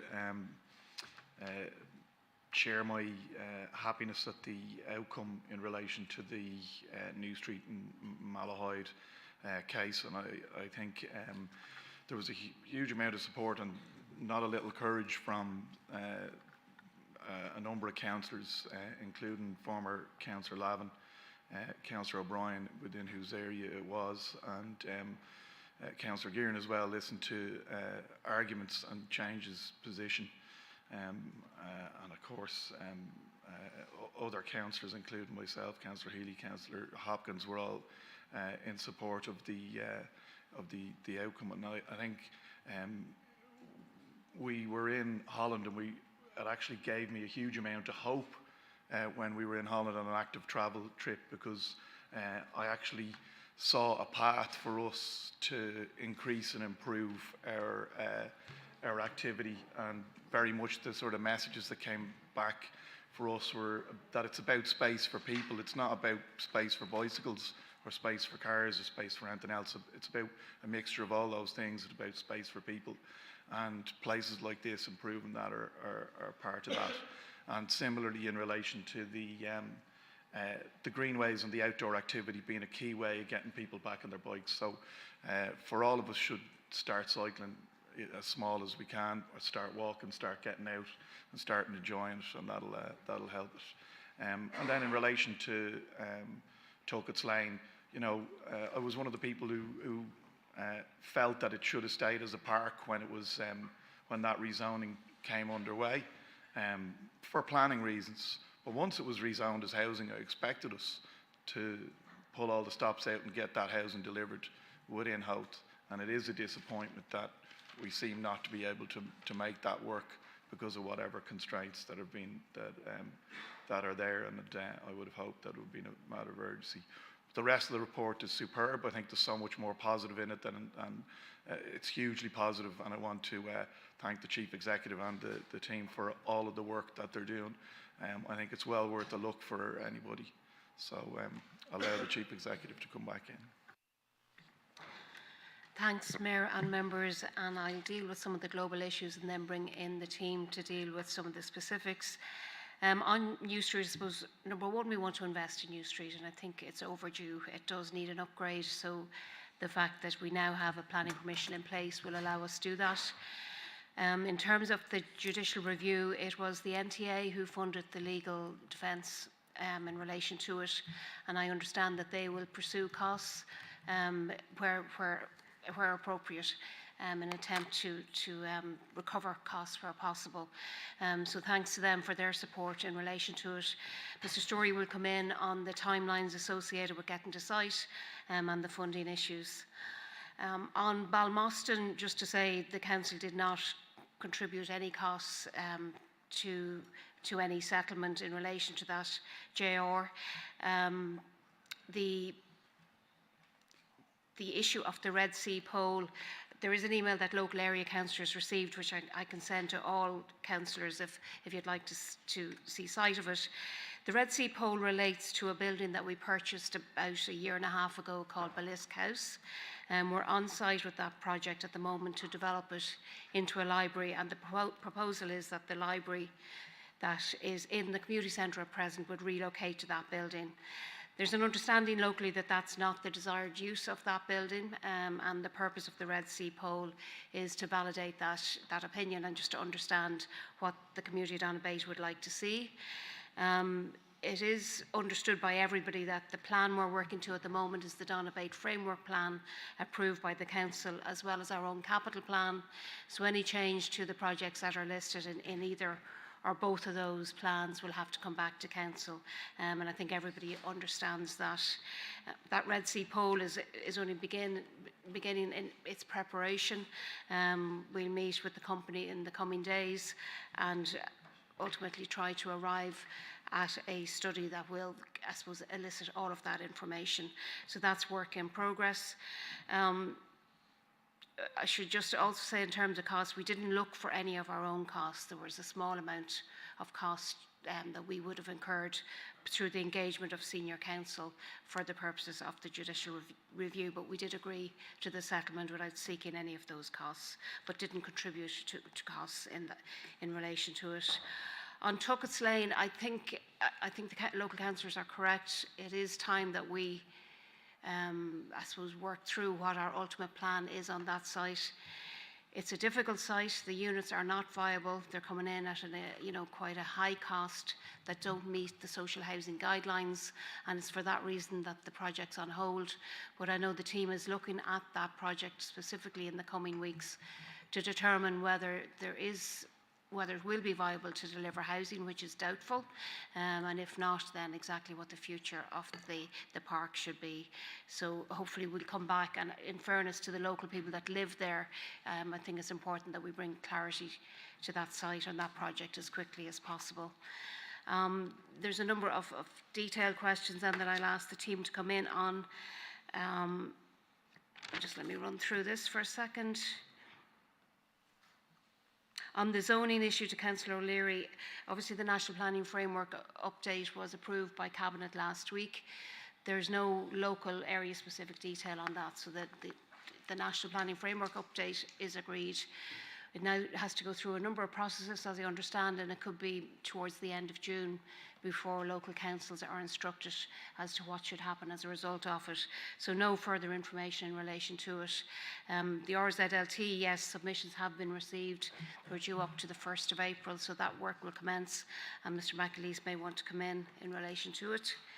Then I suppose just to go to Dublin Airport, I suppose our policy has been to have clear factual information in relation to the position of the planning constraints at Dublin Airport. The planning team, as well as our communications team, work hard on that. Quite difficult with the amount of information that goes out into the public domain and the interest of the media in relation to the issue. But we do our best, and ultimately we're the planning authority, we're the noise competent authority, and they're the two most important jobs that we have, and we do those in a timely manner and as clearly and as logically as we can, so that everybody understands what's required to deal with the issues. And the council itself has played its part by extending the local area plan at a recent meeting. In relation to the swimming pool in Swords, no current plan, not in the capital plan at present, but I know Mr Story will be presenting the sports audit for the county shortly, and that will mean we'll need to look at prioritising future projects coming out of that. I'll maybe hand over to David first. Thanks, Chief Exec. Members, just on New Street, first of all, I'd just like to thank the members for their support in the project over the last number of years. Obviously, we started back in COVID and pedestrianised the street, and it's been a long couple of years to get it to where we are, but delighted with the decision last week. So obviously the process now is the detailed design, which we've already we're doing in the background with Dermot Foley and consultants appointed for that. We will obviously have to engage with all the stakeholders now for the delivery of the project. So what I'd suggest is we come back to the members with a detailed outline of timelines once we've started that process. So we'll be arranging to meet the team next week on it. I do know that the contract period on it is 15 or 16 months, but obviously we have to go to tender to get a contract and all that. So it's sign off in detailed design, go to tender. On the funding is estimated at £5.5 million. We have our NTA allocation each year, so the project will probably be over 2 years, so it'll be split from, it'll be taken from the NTA allocation. On Skerries Harbour, Councillor queried the 17th of April is the closing day for submissions, which is this week. And then that report will come back to the members for approval in June, hopefully. And then obviously the same thing, the detailed design and go out to tender for construction and through obviously the funding from the NTA. And just in relation to the box-ups, that there is 5 planned for the county. That's just the initial purchase that you see there, but there is 5 planned. Thanks, members. Just a few questions there, just in relation to the Clonsilla framework plan. So We received 336 submissions. We're currently working our way through that. We hope to have a briefing with the elected members in the next 2 weeks, just to provide you an update on the Clinsilla Framework Plan. We'll also provide an update on the old schoolhouse as well at that meeting. It's likely to go out for public consultation in May, but we'll give you more definitive dates at the meeting in the next couple of weeks. Again, a couple of queries there just on Laurel Lodge. So a contractor has been selected. Works are to commence in Q2 and works will be completed in 2025. And I think the last one for me then was just in relation to the R132, the connectivity project. So planning is in place for that. And we're just currently looking at the phasing and how it might be rolled out, and obviously it's mitigating against the impact of that proposal on the wider area of Swords.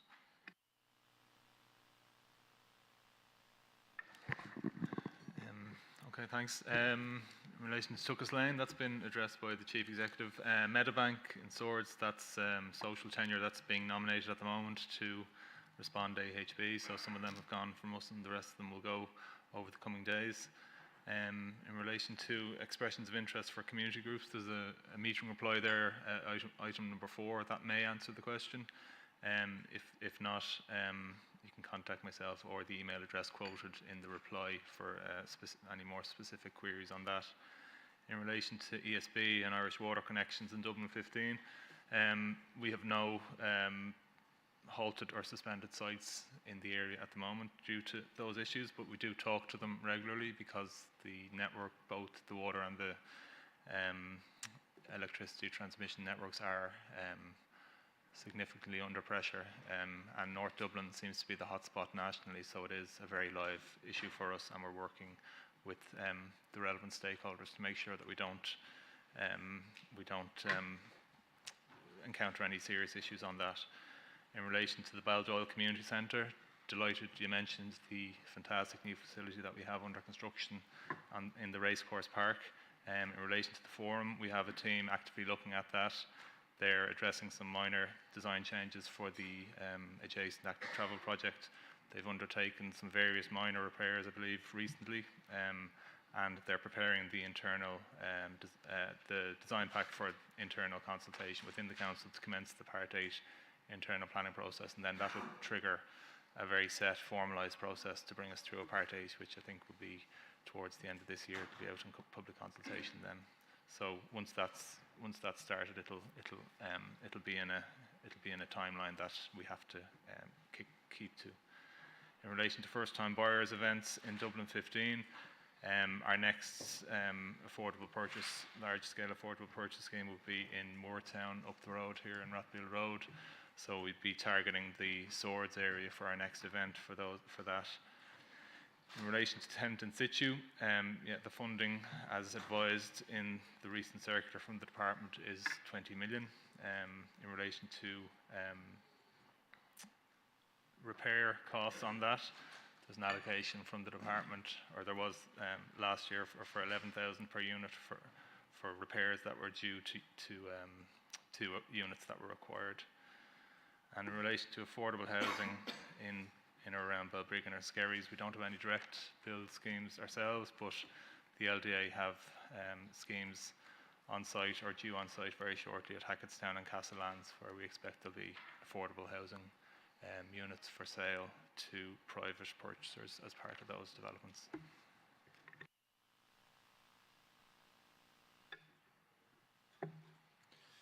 Thanks, Mayor. I think I've just 3 questions to address. Councillor Smith on Carnegie Library. There's been engagement with over 70 groups in relation to the use of the space.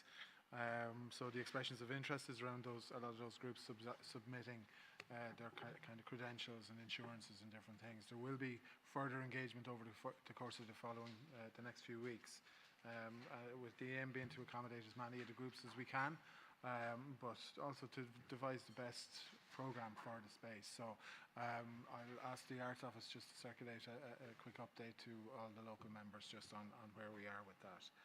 Councillor Quinn on the Tesco site. I think it's best maybe to arrange a briefing for local members on that site. I can say that this site is a good example of why entry on the register is not necessarily a good measure of our success with derelict sites. As you say, there has been a huge amount of action on this site. It is on the register, it has had the levy applied. However, there has not been adequate progress by the landowner in removing the dereliction.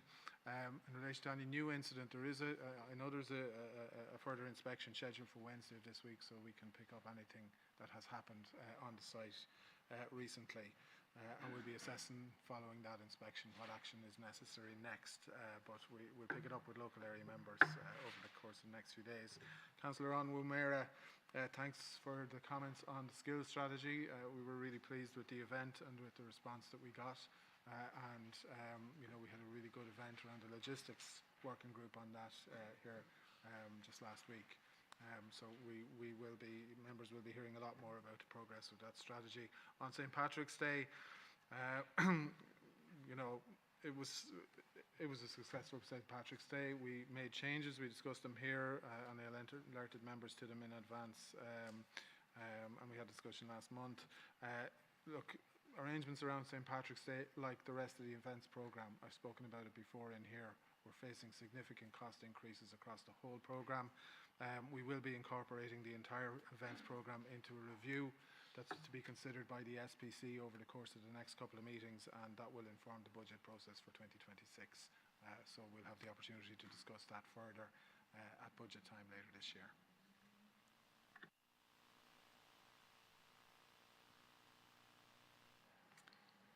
Thanks very much, Chair. Public toilets. We had vandalism at the toilets on the East Pier. Those are the beach style huts. That was a number of weeks ago. That has been reported, and we're currently fixing it. But we also did do refurbishment works on those toilets because they are in since 2001. We had an issue with the toilet at the Hill of Hoth, the locking mechanism. That was an electricity issue, and that has been sorted. There was minor damage done to the toilets in Portmarnock, which were recently refurbished, and that resulted just in an issue with the hot water, but that has been resolved. With regards to Ward River Valley, the clubs have the keys with regards to opening those units. We don't open them as much as we did. We've had a lot of vandalism there, but we're putting in CCTV. So I am looking at what the options are with regards to the public toilets at that location, what would be more suitable. With regards to Coolmine Recycling Centre and the extension of the opening hours, I'm working with the People Services to get the additional 6 staff in place so that we can open the facility. So I'll get that, we'll get that. We're working on that at the moment. So I would hope to have something in place by the 1st of June, but I do have to have the 6 staff in place for that, so it's a matter of recruitment. Councillor O'Leary, in relation to Skerries Harbour, there's an application in the foreshore licence application went in at the end of the year with regards to the work. Planning, design and tendering is being worked on, but we are keeping a close eye on it, and we are doing regular inspections, and we have had to stop anyone mooring at that location because there is a slight fall of the rock. There's slight damage there, has got worse. So we are keeping an eye on that, and we did an inspection there in January of this year, so we do have to do some remedial works. But if I could get the message out that vessels can't moor at that particular location. And maybe what I'll do is I'll get a full report on for the next CE report.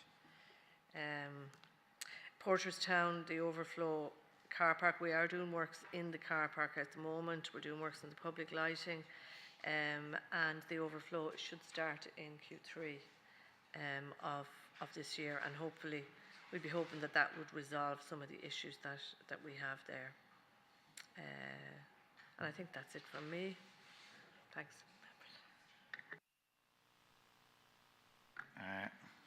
That's Councillor O'Leary's. Now, Councillor Smith, was there one missed out? Yeah, Ballinamona and at Moortown, and the meeting with the residents of Abbeyvale. And Councillor Hopkins. Clarify with Mary about the vandalism to the toilets. Like, is it just a case of we can't really do anything about it? Are the guards saying anything? Does anything happen, or we just fix them and take the expense of it?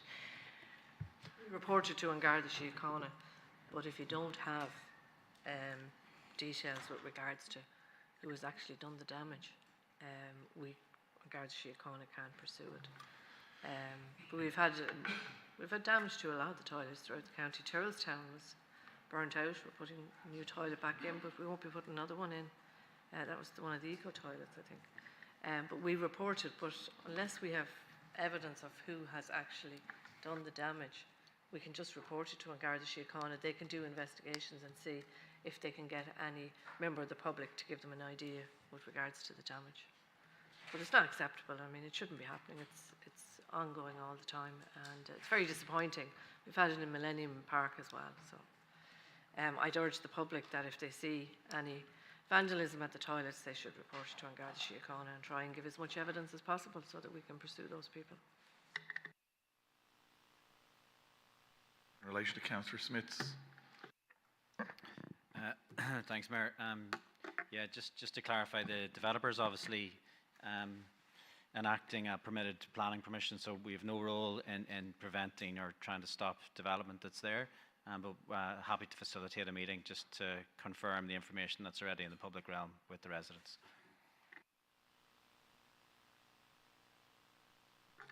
Great. So we note the report. Report is noted.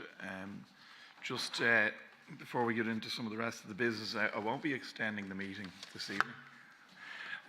If we do get to the middle of a debate, I'll call about 5 minutes ago. I'll call a halt on all other contributions and ask the proposer whether they want to put it to a vote or just to finish off the debate.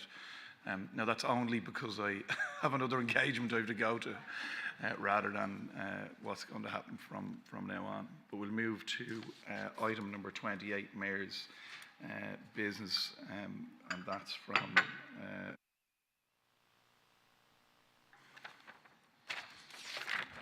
it's in relation to young carers, and it's that this council calls on the government to support young carers by, sorry, I need a seconder. Councillor McCamley.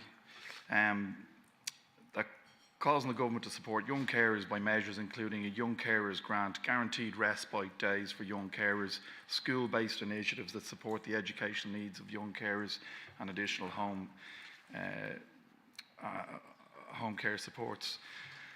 So young carers and children are young people under the age of 18 whose lives are affected in some significant way by the care needs of another family or household member due to illness, disability, mental health difficulties, problems with drugs or alcohol misuse, and who provide care either on an ongoing or an intermittent place to that person.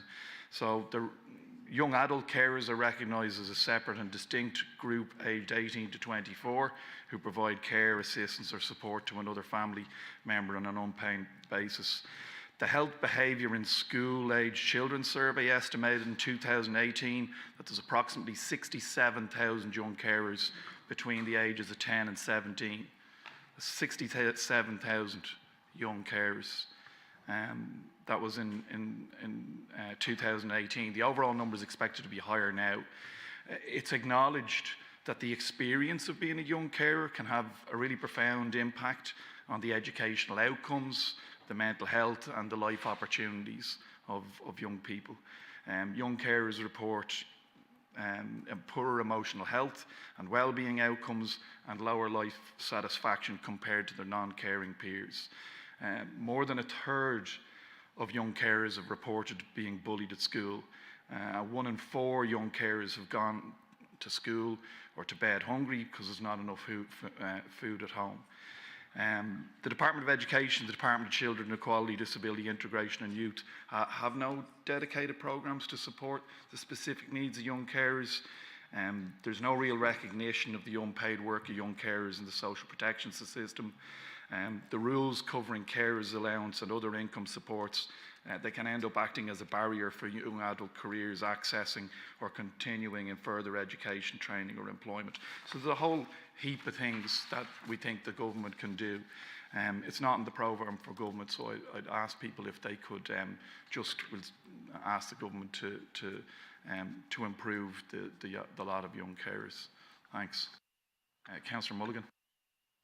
Thanks, Mayor, for bringing such a very wordy motion forward. I think it's an issue that society as a whole hasn't brought to the fore, and it's something that I suppose I'm guilty of, and we're all guilty of ourselves, that we should bring this to the fore more often, because it's such a prevalent issue. And you said 67,000. I know that's the figure, but essentially young carers are from the age of 10 to 24. You know, people starting out in life and from very young ages, and like that, I know a lot of young carers and families who with support needs who are arguing over social welfare payments, yet the carer supports and private companies are being paid money hand over fist. Yet these people can't be given a couple of €100 a week to support the basic needs for themselves and their family carers, yet the home care support packages are being paid multiples of thousands. So it's incredible, and I think it's a very worthwhile motion and something we need to do on a national level, a lot to make inroads. Sorry, apologies. Thank you.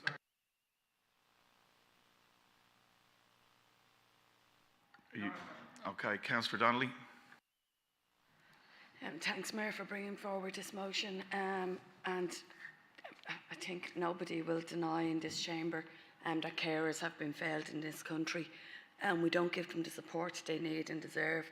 We do not truly recognise that carers are not only providing an essential service to their own loved ones, but they're providing society with an essential service. Some of the work that they undertake is not just undertaken by adults, but children who are not yet of working age, and that deserves to be recognised. Caring for family members, although done with love, is a sacrifice for carers, and young carers in particular. They miss out on so many of the positive aspects of being a young person. They miss out on education, socialising, and having the time to simply be themselves, because they are caring for their mother, father, generally a parent. Their education and childhood suffers because they're being used to fill the gaps in the public services. While they do it willingly, it's work that deserves to be recognised and supported. And it really is an awful indictment on our society that children are being used to plug gaps in our failed health system. So thanks very much for highlighting this. Councillor Quinn. Thank you very much, Mayor, for bringing this motion forward. It's a very important motion. Can I just quote in 2012 the government's national care strategy? Carers will be recognised, respected as key core partners. They will be supported and their own health and well-being, and they care with confidence of themselves. Now, that was brought forward by the then government in 2012, and economically we weren't in a position, according to report back from the government now, that we weren't in a position to be able to implement that. Now, when we look across the water to Scotland, Scotland recognises the work undertaken by young carers to the tune of a monetary figure, which I'm not going to mention, but the fact that they're being paid and being recognised and being supported by the Scottish government says a lot about what we could possibly do here in the country. Carers are saving the economy, saving the government 10 billion. We don't know what figure that is for young carers, because they're carrying a lot more burden than older carers in regards to school, regards to the social aspects of friends, and they're falling behind, and we need to recognise that and support them as much as possible. So thank you very much for bringing that motion. Councillor Walsh. Yeah, thanks, Mayor, for bringing forward this motion. I think it's a really good motion. Very happy to support it. I think young carers, unfortunately, play an absolutely vital role in our society, but it's a role that is invisible. That, like, to a large extent, it's not acknowledged, it's not rewarded, it's not recognised by the state. and often those young carers are left to themselves, with support only coming from their family networks or from voluntary and community groups. And while many young carers are very committed, they're very dedicated to caring for their relative, their sibling. Nonetheless, it has a huge impact on their life, and in many ways, it becomes the defining feature of their life. That they're caring for the relative. It impacts on how they engage with school, it impacts on how they engage with friends, it impacts on how they engage generally with their life. And it's no exaggeration to say it's very much a formative experience. And they're also a group that has very little power and very little clout in our society. So I think this is an excellent motion. We need a comprehensive strategy to support young carers and to give them a minimal level of established rights in society. So I hope we can pass the motion.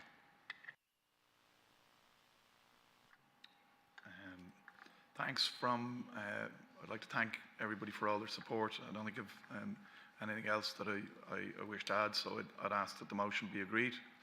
Agreed. Great. Thanks very much. That brings us on to the next item, Mayor's business as well. It's on family homelessness. That the Council notes the increase in family homelessness and calls on the Government to reinstate the Housing Homeless Families Bill 2017 to tackle family homelessness. I'll be proposed, seconded by Councillor Walsh. I'll be brief. We're at 15,738 homeless people, including 4,653 children, and I don't think I need to tell any councillors who are at the front end, or indeed anybody within the housing department or within the council, the difficulties that poses.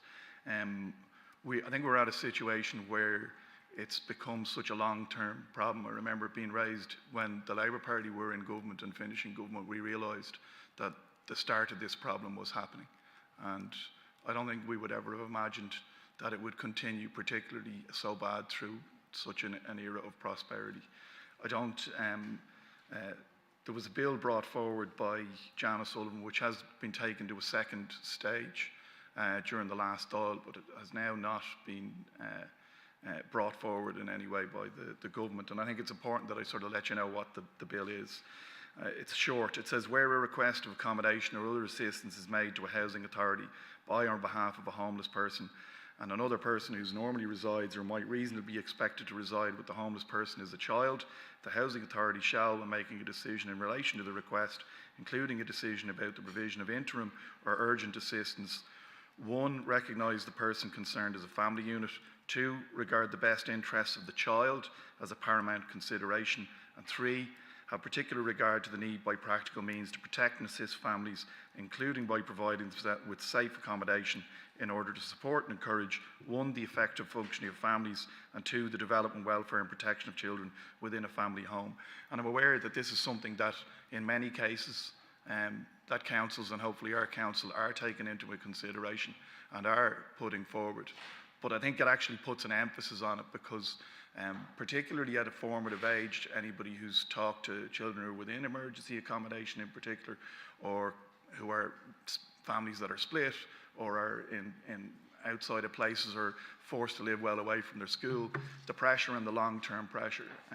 Anybody who has been confronted, or any of us who've been confronted with families who are presenting as homeless, the fear of being displaced, the only thing that they can think about in terms of eviction and other things is the fact that they're due to become homeless, and the same as when you're in homeless accommodation. And I understand that there have consistently been concerns about impacts of policies in relation to allocation, or impacts in relation to whether you're going to exacerbate problem A or not solve problem B. But I really do think that this bill brings in a help and a reference of a priority in terms of dealing with family homelessness through focusing on the needs and the wants and the requirements of the child. Now, it still puts it up to government and to everybody else. I know that one of the issues that we're looking at is in terms of financing through local authorities, and I'm over the time, and I'll address that maybe at the end, but I'd ask people that they could support this. Thanks. Councillor Hopkins. Thanks, Mayor, and thanks for raising this important motion. I've probably said this before in here, but I worked for Focus Point in Eustace Street in the 90s, and there was about 500 or 600 homeless people in Dublin. They were all, generally speaking, men. Sister Stan gave me a book when I was leaving, and it was all about how we end homelessness. And that was in the 90s, and that book is as relevant today as it was then. But obviously the problem is so much more. It's just so bad. It's the thing that keeps me up at night in this job. You know, people complain about paths and trees, and, you know, I'm in here complaining about it too, and that's all important. But when people are ringing you, families, mothers, the stress they're under, they've nowhere to go. Can you, we all have homes. We can all go home at night and go to bed and forget about this, but families being homeless is just, it's totally unacceptable.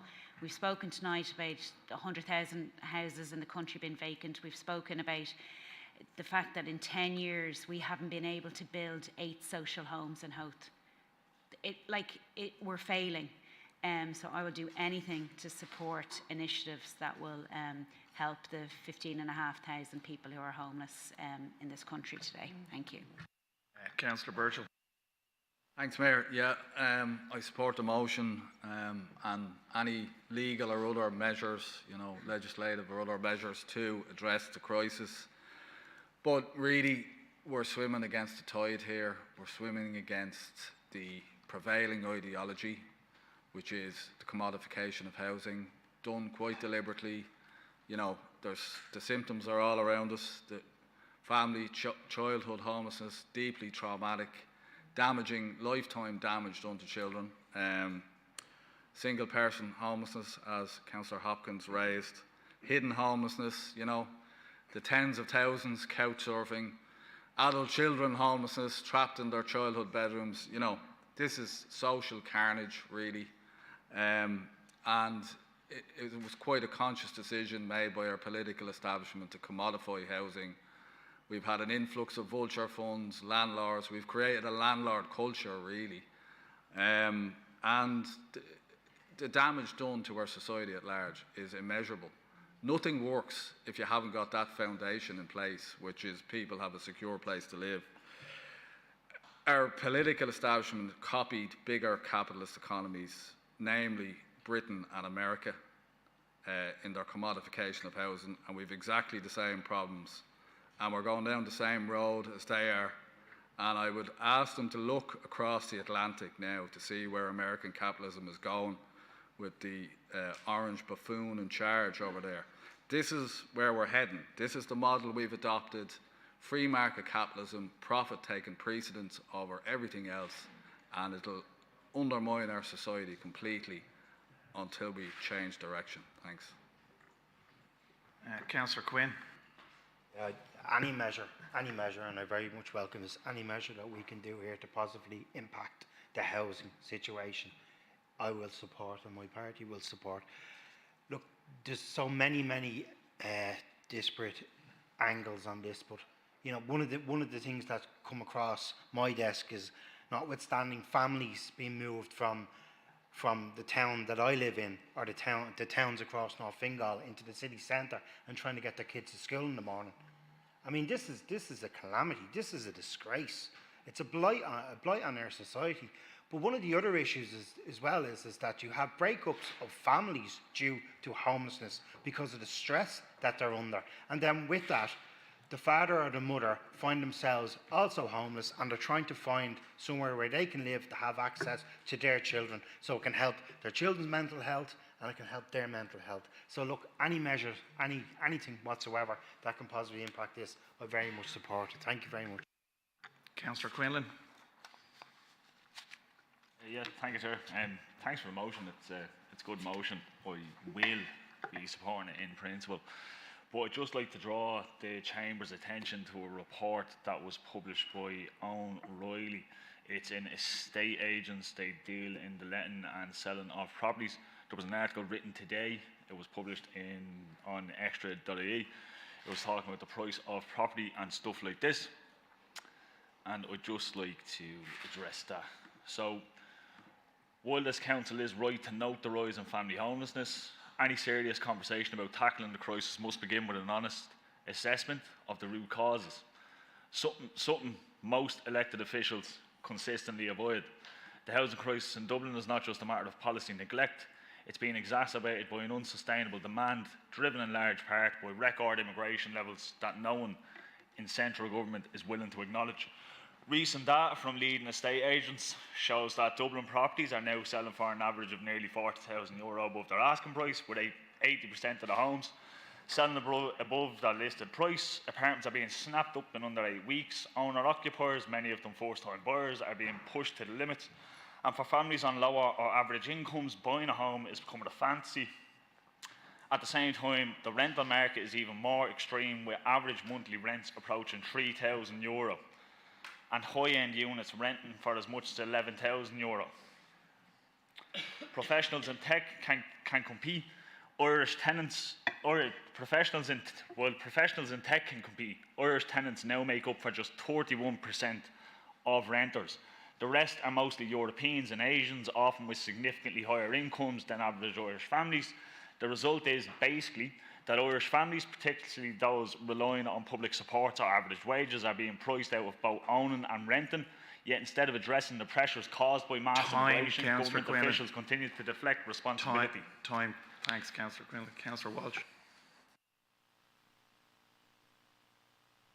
Thanks, Mayor. I think it's an excellent motion. I'm happy to support it. Yeah, I think if we're going to talk about an honest assessment of the root causes, we should do that on the basis of evidence, and that's that fundamentally lack of supply, and as Lorcan and Sarah pointed out, that the system has become financialised, that the vast majority of accommodation that's available for rent is being offered through investment funds and cuckoo funds, and that those are making back, or in a position where they're to make back the money they've expended, they're driving rents to unaffordable levels. And that's one of the fundamental problems with the dysfunctional housing market. It's fundamentally wrong to pretend that migration caused the housing crisis. It's fundamentally wrong. I'm still speaking, Councillor Quinlan. Still speaking, Councillor Quinlan. Thanks.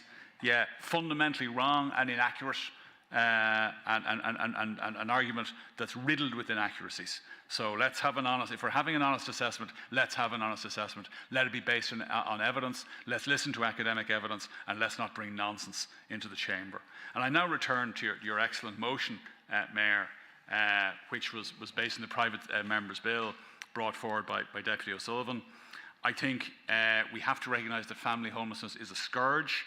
I'm on a school board of management where routinely parents are living in homeless accommodation in Dublin city centre, and they're sending their children to the school, to a primary school, a Desh primary school in Dublin 15. And that's just a totally unacceptable situation. All of us are dealing with unacceptable situations like that every day of the week, and I think it's essential that whatever we can do to solve the housing crisis, we should, and I fully support your motion. Thanks, Mayor. Councillor Smith. Thank you, Mayor, and thank you to Councillor Walsh. I agree with a lot of his sentiments there. I agree with the motion. Anything that will make a difference to this national emergency, is what I've called it before, is welcome, although it does feel like a drop in the ocean. I'm not even going to get into the immigration debate on this. I don't think it's relevant. I think this was an issue long before that was even a headline or on the tip of people's tongues. This is failure by design, and it has been for a number of years. We've had a housing bubble in this country before that burst and left my generation and loads of other generations after me spread to the four corners of the world. And again, that was by design. It was on purpose, and it's by design again now. We are purposefully limiting supply, and then that is driving demand up time and time again. And we have debates here. Only last month we had a very the handbags were flying across the rooms, and the boxing gloves were out. And again, it was good to see, because it actually put on a stage like this and in the cameras how much of a failure this has been. And I feel for my family. I feel for the generations that are going to come after me, because simple little solutions that will make a massive difference to this are being ignored. We have a 33% capital gains tax, where if we simply removed the income levies on EFTs, we would see people who are wealthy, who want to be pumping their money into housing to gain from that. They could bump it into something else and free up a massive amount of supply overnight. Simple solution that would add to this growing problem. So thank you for bringing this. Councillor Gearan. Yeah, first of all, an extra motion. I think Councillor Quinlan has a right to make the point, but I think it's dishonest and it's disingenuous, because you see, if you care about homeless, you don't care about creed, colour, location or whatever. You care about homeless people, and that would be my view. And I do think we have a responsibility. And the last speaker, Councillor O'Brien or whatever, Councillor Smith, he made reference to last month and throwing handbags. Not about that. You see, we have a duty as elected representatives to work with local authorities to provide housing. That's what we're put here for. And when you have elected representatives talking about immigration as being the problem, it's not. But worse, when you have elected representatives taking a JR against their local authority to prevent housing, then come in and talk about the need for housing, doesn't work. So I support your motion, but I'd ask that elected members work with local authorities, not against them, to provide much needed accommodation. Don't always call on the government. Do it yourself. We're elected here to do a job. Thank you. Councillor Kelly. Thank you, Mayor. I have to say it's an excellent motion. I agree with you totally on it. Really what it's about is that we're just not building enough houses.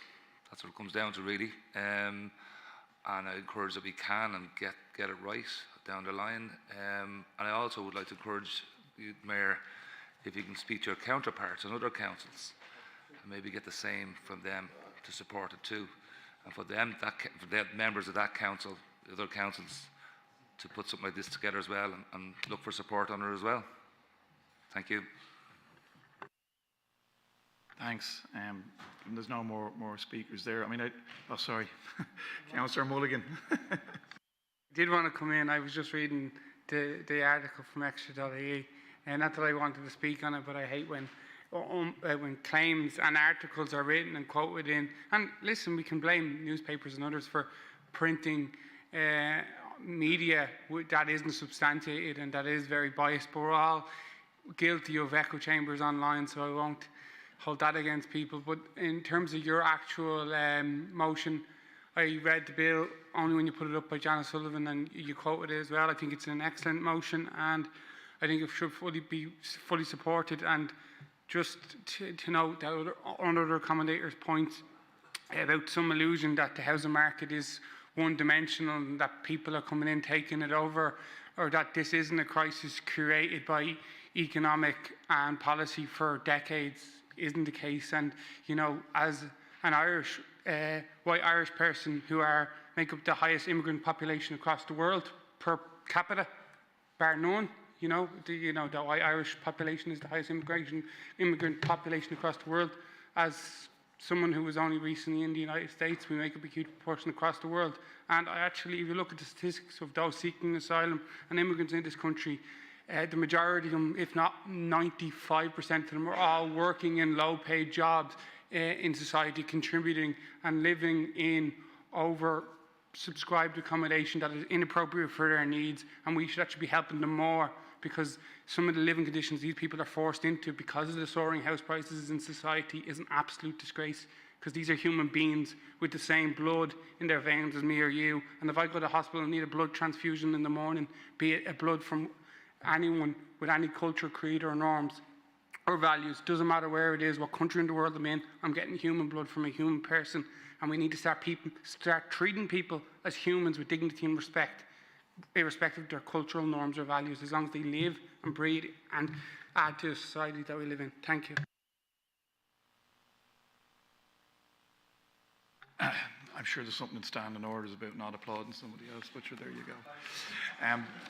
Councillor, I started applauding myself, so I'll find myself guilty. I don't think I need to contribute anymore. I would sort of raise the thing, it's obviously a hugely complex issue. I think sometimes from a local authority point of view, we can get frustrated because we're given the task of building the houses, but we don't actually have control always of the financial levers. And part of that is about the money from central government, but part about it is on restrictions of capital investment and borrowing that has been noted by chief executives of councils, and that there are other ways that we can look to have more control over the investment. So we have the responsibility, but we don't always have the power. Again, in relation to the extraneous stuff, you know, most people who come here as immigrants, they come married to Irish people, they come working in Irish hospitals, they come caring for people who are sick. And if somebody's here, you know, and Councillor Gearan made the point, you know, if you care about homeless people, it's people that you care about. And all of the rest of it is just, you know, it's hate-filled rhetoric that is looking to build a horrible society. And it's looking to go backwards to the 1930s and the 1940s. And we see the poison that's been spread across Europe. And we see the poison that's been spread in the United States. And we see the danger to our democracy. And we see looking to target vulnerable groups, whether they be people because of their sexuality or what they look like or who they are. And that's at the very foundation of what anybody who believes in democracy and anybody who believes in people before ideology can believe, is that people have a right to equal services and that we're all the same as human beings. And I certainly, you know, cannot allow anybody to in this chamber, from my point of view, to have it go unchallenged, to be blaming a vulnerable group, when actually what we need to be looking at is positive solutions and trying to find ways to make Ireland a better place for everybody who lives here, notwithstanding any choices we make about immigration legislation and who we allow in. The vast majority of people are here legally, and they're here helping us, and they're here working. And generally, traffic of immigration is either outwards or inwards. If you want to reduce immigration, wreck the place economically, and then it'll all be outwards. And so, yeah, and in relation to time, the chair can allow people to extend or to speak over the time if they wish in the standing orders, if they believe that it's a particularly important or relevant point. And I will make that judgment in relation to myself on this particular issue. So I'd like to thank you all, and hopefully I can commend the motion of the House, and we can agree to support the motion. Is that agreed? Thanks. Let's go to which item are we on then? Oh, sorry. Conference report. 29A. Are these for noting? Noting. Do I have to list them individually? ALG in-person training, embracing equality, cultivating inclusive local communities, Southern Region, 20th of March, the Falls Hotel, Ennis-Diamond, County Clare, Eastern Region, 22nd of March, the Clayton Hotel, Galway. So these are listed as conferences that people can go to and avail of. B, ALG 2025 Annual Training Conference, Wednesday the 2nd and Thursday the 3rd of April at the Limerick Strand Hotel, Limerick. C, ARC Conference and General Assembly, 22nd to 23rd of May 2025, Conference on Dealing with Aviation Noise, Present and Future Approaches. So we note those? Noted? Noted. Correspondence, and we have some correspondence because we didn't get to it last week, I think, for some reason, which escapes my memory.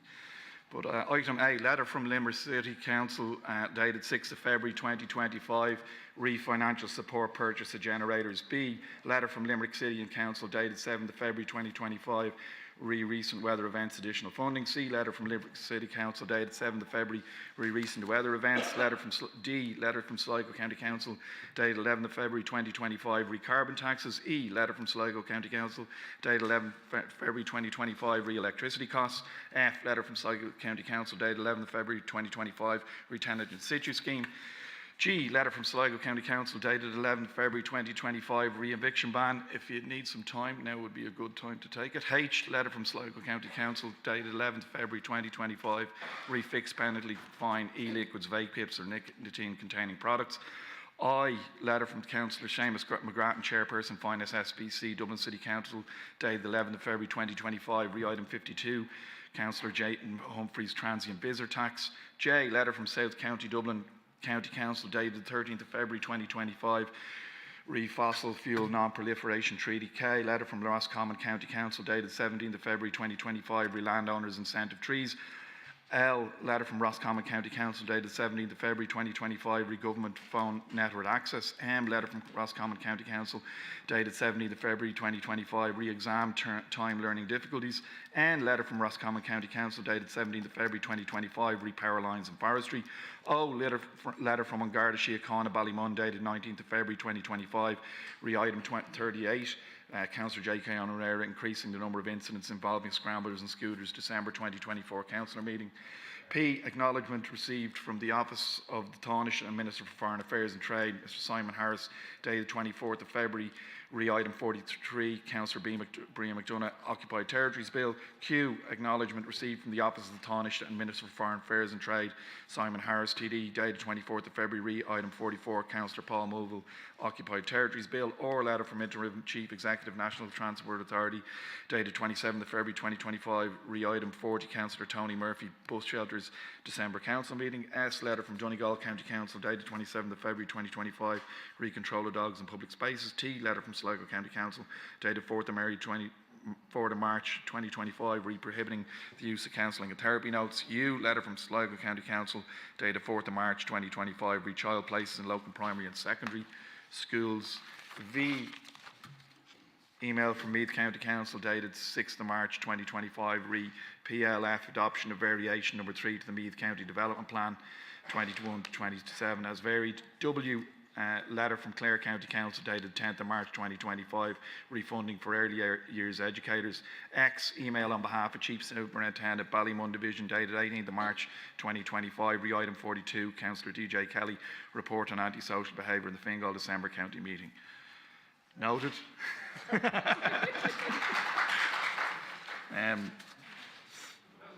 I wonder what would have happened if we'd had more than X. 31 departmental ministerial correspondence, nothing. Motions, 32, Councillor J.K. Onwamera, small bursary application for hosting social inclusion events. Councillor Onwamera. Seconded. Thank you very much, Mayor. Yeah, I have taken time to read the report. I suppose the motion was actually called last month and it was due for mention, but then we didn't get around to it. So I'd like to thank the manager for the report, but I would also like to use the opportunity to commend that an increase in the budget to enable more community groups to participate in organizing social inclusion events would be really helpful. The Social Inclusion Week have become a major high point in Fingal County Council, with many organizations looking to hold an event to improve social relations, community cohesion, and inclusion.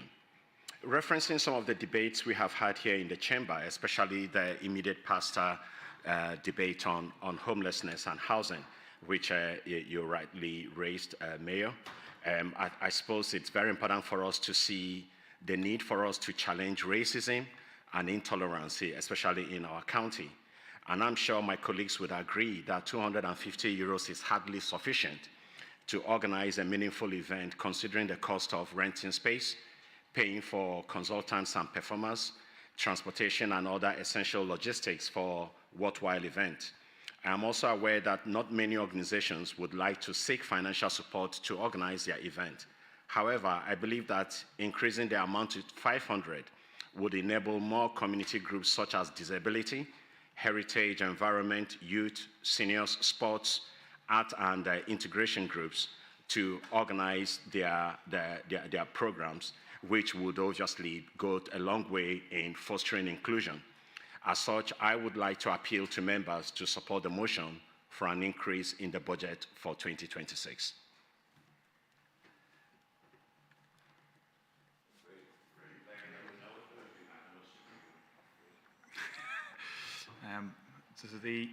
Is the motion is agreed? Agreed. Thank you.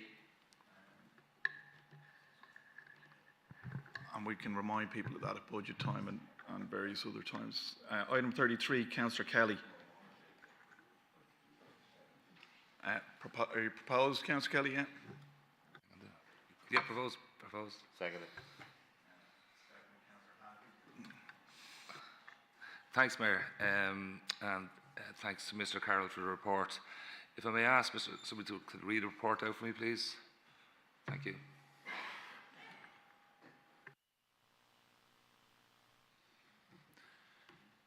We are aware of a number of services operating within Fingal. However, we would not have the numbers of clients in each facility. Staff from Fingal County Council's Housing Department, including professional social workers, respond to referrals of domestic abuse cases within the Housing Department on an ongoing basis.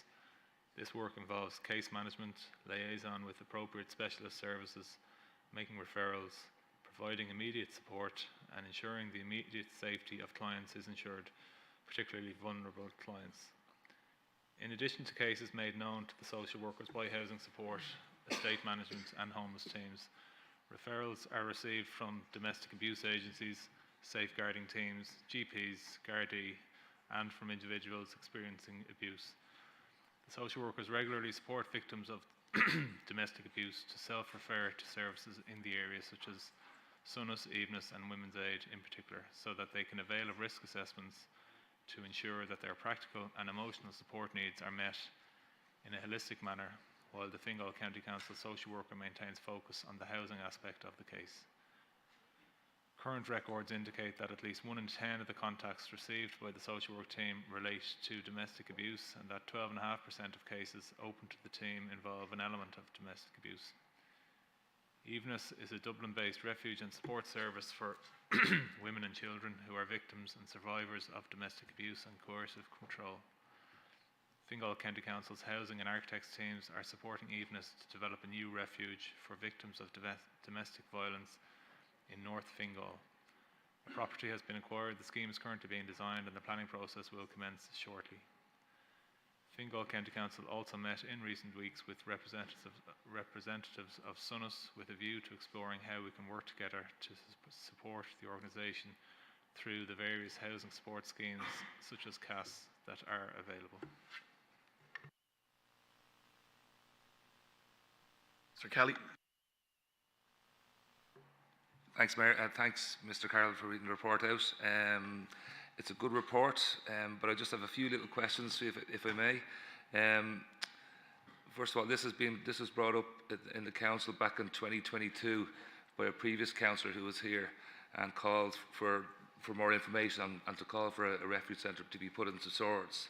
So I do see in the report that you've even sort of developed a new refuge for victims of domestic violence in North Fingal.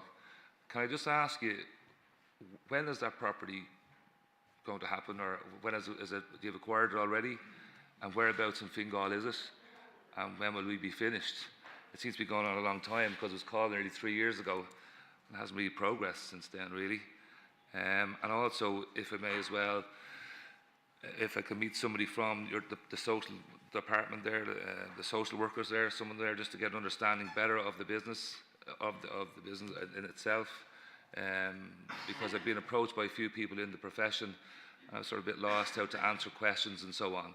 So maybe if that is possible as well. Thank you. Councillor O'Meara. Sorry, that was from previously. Councillor Burgell. Thanks, Mayor. I commend the council for the work they are doing, in this regard. I'm aware of some of it anyway. But I would ask them to investigate how they can engage even more effectively, because This is another societal crisis.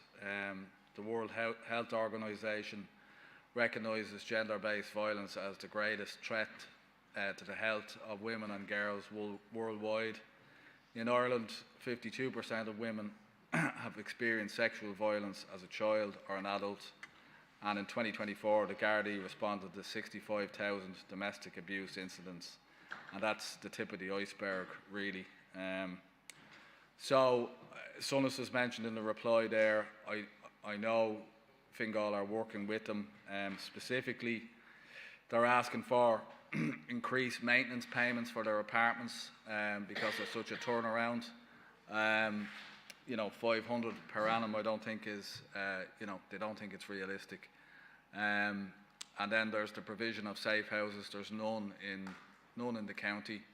That should be a matter of priority. And lastly, if that funding for the additional apartments through the CAS scheme could be expedited, it will be it's very much needed. Thanks very much. Councillor Corkery. Thanks, and I welcome the motion. Could I ask to what extent the Council have engaged with CUAN, which is the National Domestic Violence State Agency, in relation to the provision of such services? Thank you. Councillor Donnelly. Thank you, and thanks, Councillor Kelly, for the motion and the opportunity, I suppose, to raise this really important societal issue we're having. I suppose we've always had. Myself and Councillor Hannafy are on the Sonas Domestic Violence Working Group and have been for a few years in Dublin 15. So it's really good to hear that you're talking to them about how I suppose things can improve. But we were just speaking at our last meeting about how bad domestic violence has become and people's understanding of domestic violence, and there's a lot of people that are in the midst of domestic violence and a hand has never been raised to them, because it doesn't need to be, because a lot of it is emotional, it's financial, it's all of these different things to keep somebody in their place. And Sonas in Dublin 15 have 8 units, and last year, 2024, they had to turn away 368 people. And now that's families rather than individuals. But it's not more refuges that are needed, it's houses. It's houses for the women and the men, and it includes elder abuse. It's houses for them to go to when they leave the refuge. So again, we come back to the housing situation and how it's affecting so many different areas of our society. But we have women and children in particular, because that is the majority of their clients are women and children, calling Sonas looking for help, and there's only 8 units. So a lot of those women, the help that they get is how to stay at home and keep safe. And like the young carers, as a society, we just really need to do better. Thank you. Councillor Quinn. I'd like to support the motion and thank Councillor Kelly for bringing this forward. At a previous local area meeting, we had discussed this particular issue, and we had got clarification that the units were being developed in Clonard Street in Balbriggan, which is very welcome. And I had mentioned at that meeting that, of course, I welcome that in Balbriggan, but we should be looking at mirroring this in other areas, in other LEAs, because ostensibly if you have a woman with her children, as Councillor Donnelly had said, and the abuser is living in North Fingal, and the only opportunity they have to move out is to a town in North Fingal, it kind of defeats the purpose, and it's not very helpful for them in that regard. So I'd love to see Fingal County Council play a very active part in this and addressing this issue. Thank you. Councillor Hopkins. Yeah, thanks, and thanks for raising the motion. I think we spoke about this a few months ago, and Ruth Coppinger, when she was here, had raised it, and the report came back when questioned that we were given, I think it was like €500 or something a year to Sunnis, so not really enough even to buy tea bags. There is an epidemic of domestic violence, and we should be doing more to help the people who are being abused stay in their homes in the first instance, but we need to have a significant number of places for people to go. Absolutely, this is going to keep coming up again and again, and we need to keep bringing it up because, I mean, like the homeless situation, this is a hugely important issue, so I fully support it. Thank you.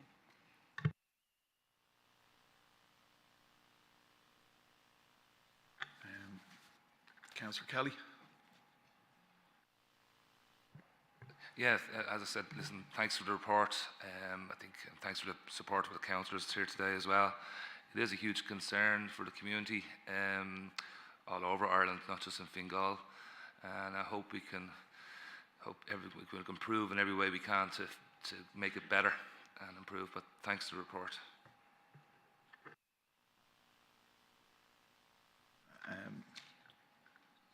Do you want to come in? Sorry, I allowed you back in, Councillor Kelly, yes, afterwards if you wish, okay? Yeah, I suppose just to briefly respond to some of the specific issues that were raised there. Yeah, I note your request for a centre in Swords. I suppose we met, and I suppose this is a repeat motion, so I didn't note in this because the meeting, we met with Kuhn, myself and the Chief Executive, we met with Kuhn after the last council meeting, so just very recently, and I didn't add that into this response, unfortunately, but so we have met with Kuhn, and we're kind of aware of what they do, and they operate on a national level. As part of their strategy, we're one of the first areas to be providing a new refuge to meet that nationwide network of refuges that they're going to be building up over the next few years. And I suppose that's a kind of an all-Ireland, or an all-state approach, I suppose, to kind of allowing that level of movement within areas that people mentioned, and, you know, increasing the overall supply at the same time. In relation to the property in Balbriggan, the property for Evenus, it's in Balbriggan. We acquired it, I think, within the last 3 years. We've been working with Evenus, supporting them, and architects and housing teams have been working actively with them and doing as much as we can. In terms of the timeline, that's not because we're working with a partner organisation in Evenus. The timeline is not entirely within our own control. But we are providing whatever assistance and support that is necessary, and we'd hope to be back in the chamber with a part 8 on that in the not too distant future.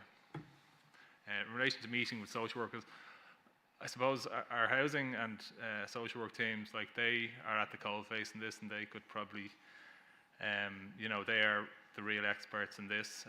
Whether or not it's appropriate for a councillor to meet with a social worker, I'm not sure, but we'd be happy to meet maybe with one of the housing team if there's specific information on the actual process needed. But obviously, it's a sensitive topic, and I suppose some of the responses on this I would be keeping intentionally vague in terms of locations and things like that. Kelly. Thanks for that, Mr. Carroll. Yeah, as I just said, Fingal has a huge shortage of these centres, in my opinion, and from professionals I've met who've brought it to my attention, they feel that there's a shortage of it. So, but you did answer that you do, and I look forward to that it's going to improve.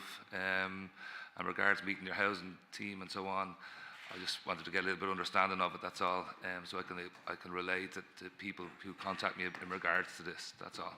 So I know what I'm talking about, really. Thanks very much. Councillor Healy.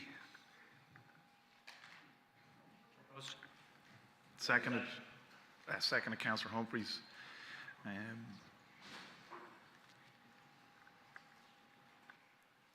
Cormac Fair.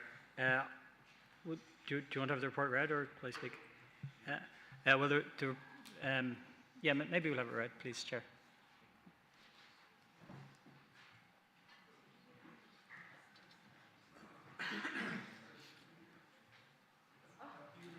I'll read it. An extensive survey would be required to determine infrastructure and installation costs alongside the cost of the panels for installation in council-owned car parks. The Operations Department has made no provision in the Revenue Budget 25 for a feasibility analysis on the installation of photovoltaic panels. Provision is made within the 2025 budget for the delivery of actions in the Climate Action Plan 24 to 29, and this is not an action within the plan. Councillor Healy. Cormagat, and thank you, Director, for the report. I suppose it's striking that we've just had discussion on two. We've just had discussion on two kind of very complex and challenging motions, and I've brought up a climate change motion, and actually it's not complex or challenging at all. This is the low-hanging fruit of dealing with climate change. And I just in some of the information I'll be referring to, I'm grateful to Councillor Cadogan Enright from Downpatrick for some of the work that he's done, and I've passed on a report to the two most relevant directors of services here about what local authorities can do in the renewable energy transition. We've got a 10 kilowatt solar installation up on the roof here, which went in about 2022. And of course, what's happened over the last 3 years is that the prices have continued to fall for solar. And we are now seeing, of course, solar PV installations appearing in the farms on the agricultural land of Fingal. We're seeing them going in on people's houses, our neighbours' houses. I'm sure some of the councillors and officials here.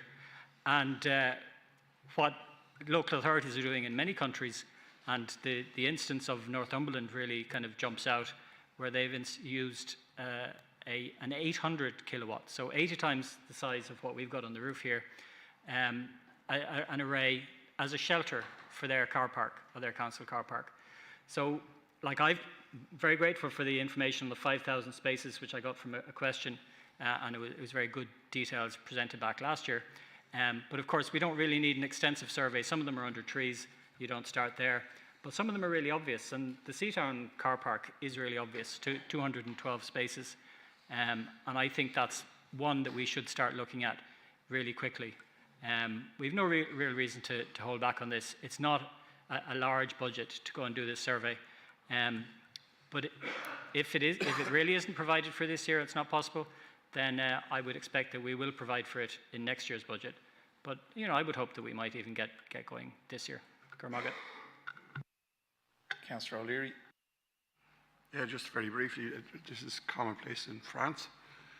Maybe we have different weather over here, but I think a feasibility study or test case or something should be done on this and find out if it's a runner or not a runner. Regarding the Seatown car park, that wouldn't be my first port of call. As far as I'm concerned, that's a major town centre site with super development potential. We should be building on top of it and have car spaces underneath it. We should have council homes there and affordable homes there and go up 3, 4, 5, 6 stories, whatever it is.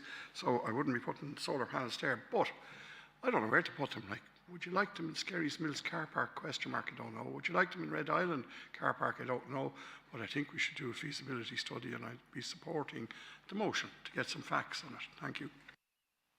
Councillor O'Brien. Thanks, Mayor. Thanks to Councillor Healy for raising the motion as well. Yeah, look, I suppose within the report, you know, it references an extensive survey that would be required. What I'd like to see, and granted that this is not one of the actions in the Climate Action Plan, it is something that, as Councillor Healy has outlined, other local authorities abroad have been engaging in extensively. You know, I'd like to see, and maybe one of the directors can add a verbal report, you know, that we look at perhaps adding this type of solution into some of the schemes that are in the works or in early design stage that we're doing, because I think we all know, and we know from our annual budgets, you know, the energy costs and the fluctuations around energy costs, you know, pose quite a threat to us in terms of how we manage our finances. But we shouldn't just be looking at these kind of solutions as, you know, the cost. You know, it's the saving into the medium and the longer term that we should be focusing on. Thanks, Mayor. Councillor Humphreys. Thank you, Mayor. I thank Councillor Healy for raising this issue. It's something similar I've raised previously. We don't need to look abroad. If memory serves, it was Wicklow County Council that has a solar canopy over their car park. So it is already done in Ireland. I certainly don't think it's that big of a stretch why we shouldn't be looking at doing this in the car parks of our regional parks. It's and it baffles me why the answer is still no when it was previously raised as well. Councillor Dennison. I certainly want to add my words to what my colleagues have said. Even from a commercial point of view, I think it's worth exploring, and not just on car parking spaces, but the council has a lot of buildings. We were talking about our enterprise centres earlier on. We have depots, we have sheds. You know, we could be looking at a lot of our buildings that could be covered. So I think it's something we should start working on now, in terms of having a budget for next year, and to see where, as Councillor Healy says, the low-hanging fruit can be found, and with a view to installing something in next year. Councillor Butler. Yeah, no, just to agree with the motion and to agree with the comments there from Councillor Dennison. Yeah, car parks are ideal for this. I don't like valuable farmland being taken up, but there are certainly buildings and car parking spaces are ideal for this. Thank you. From my own point of view, I suppose the fact that it's not in the Climate Action Plan, which was approved by all of the members, is on the members that none of us suggested to get it in there. I think it's one of those instances where obviously it's come to the operations department, it's not in the operations budget, but it could conceivably be looked at. If it's a good idea, then, you know, there are other perhaps departments that could look at it, whether that be finance or anybody else. It would seem that unless I'm gravely mistaken, the economics of solar power and solar power are such that it's from a financial point of view alone, it'd be a good idea. Now, I understand that the two concerns of the management in relation to any capital project are, one, as was discussed earlier, the bandwidth of the executive in order to be able to supervise and look at it, and then the second is, you know, adding more risk. But again, I think this will be taking financial risk away from us. The motion itself, the bar is very low. It says some, so it's a very low bar here. So I think, and again, it's a point well made in relation to the budget. It's another item that we're looking for to put investment in, but I think one we'll get return on. So when we're looking for the council to invest, when it comes to the budget consideration, it's more money that we'll have to raise if it's above and beyond the budget that we're currently, if it's not done within this year. So I'm very happy to support the motion from Councillor Healy. It's great to see the support, and hopefully we can see the support again at budget time when we're looking to raise the money to be able to implement that, and then we'll see the return, so we'll have more money to invest then at another time. Thanks. I don't know if the manager wants to come in again, or you're happy enough. Okay, so back to Councillor Healy. Mayor, can I just, do you mind? Sorry. Sorry, the chief executive had indicated she didn't want, you didn't want to come in, but you work away. Good luck. I do appreciate the savings that there is here with regards to this and from the climate action perspective. However, just want to make it clear, I'm not doing the feasibility study this year. I don't have the resources to do it, and I don't have it in the budget. But it's certainly something that can be considered for sometime next year. But I'm not going assigning resources to it this year. I've too much on the work programmes from here to the end of the year. Thankfully, you're part of a big team. Someone else may choose to take it on. Councillor Healy.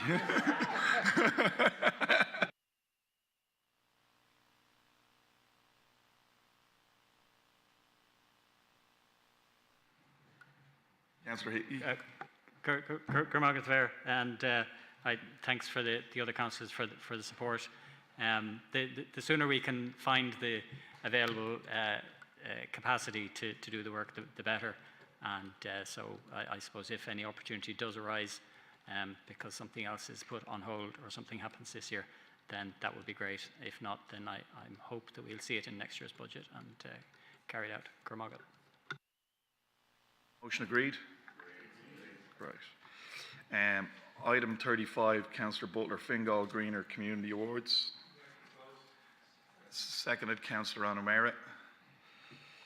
Yeah, I suppose I'll be quick with this one. Yeah, no, just to, obviously, people have contacted me about this. It was a much loved awards. I think we used to have, one year we had one year we would have the individual award, and the following year we would have a kind of teams awards, and it would kind of reverse each year accordingly. I know since then, you know, we've had the mayor awards and things like that, and different types of plans coming together, but I was just wondering if this is something we could look at bringing back again, or we could look at that whole issue of kind of the award ceremonies we have every year, maybe even try and consolidate them if we can, but just to,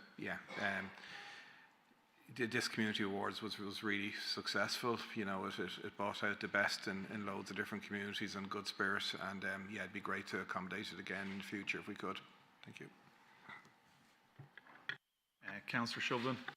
Yeah, I'd like to support Councillor Butler's motion. They weren't around, or I wasn't around when they were running previously, but it sounds a bit familiar to the Better Neighbourhood Awards in Dublin City Council, which is a really nice way for awarding like schools, housing estates, or various community groups that have put huge effort into their communities. So yeah, if there was some way of combining it maybe with the other awards ceremonies we have going, that would be really positive. Councillor O'Meara. Thank you very much. I'd like to support this motion by Councillor Butler.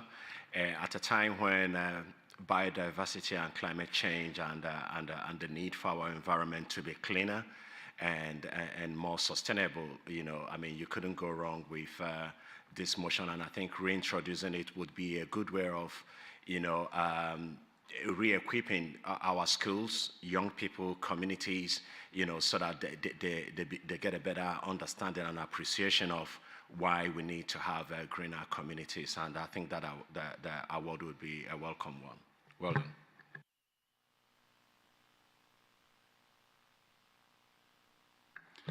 Yeah, we'll take on the considerations of the members. Obviously, during COVID, these awards were discontinued, and then subsequently there was the Mayor Awards that were held every year.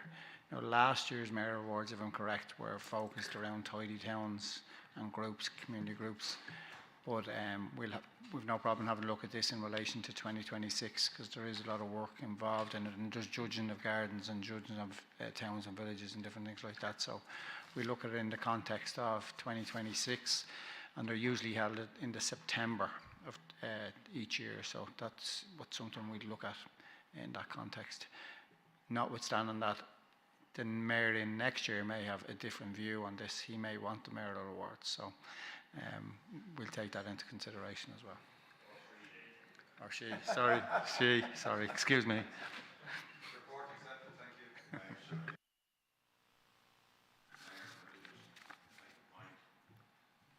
Sorry, I thought my light was on. My apologies wholeheartedly. But just in relation to it, I think that that's something that you could get business community very much involved. Sorry, yes, sorry. Being reported.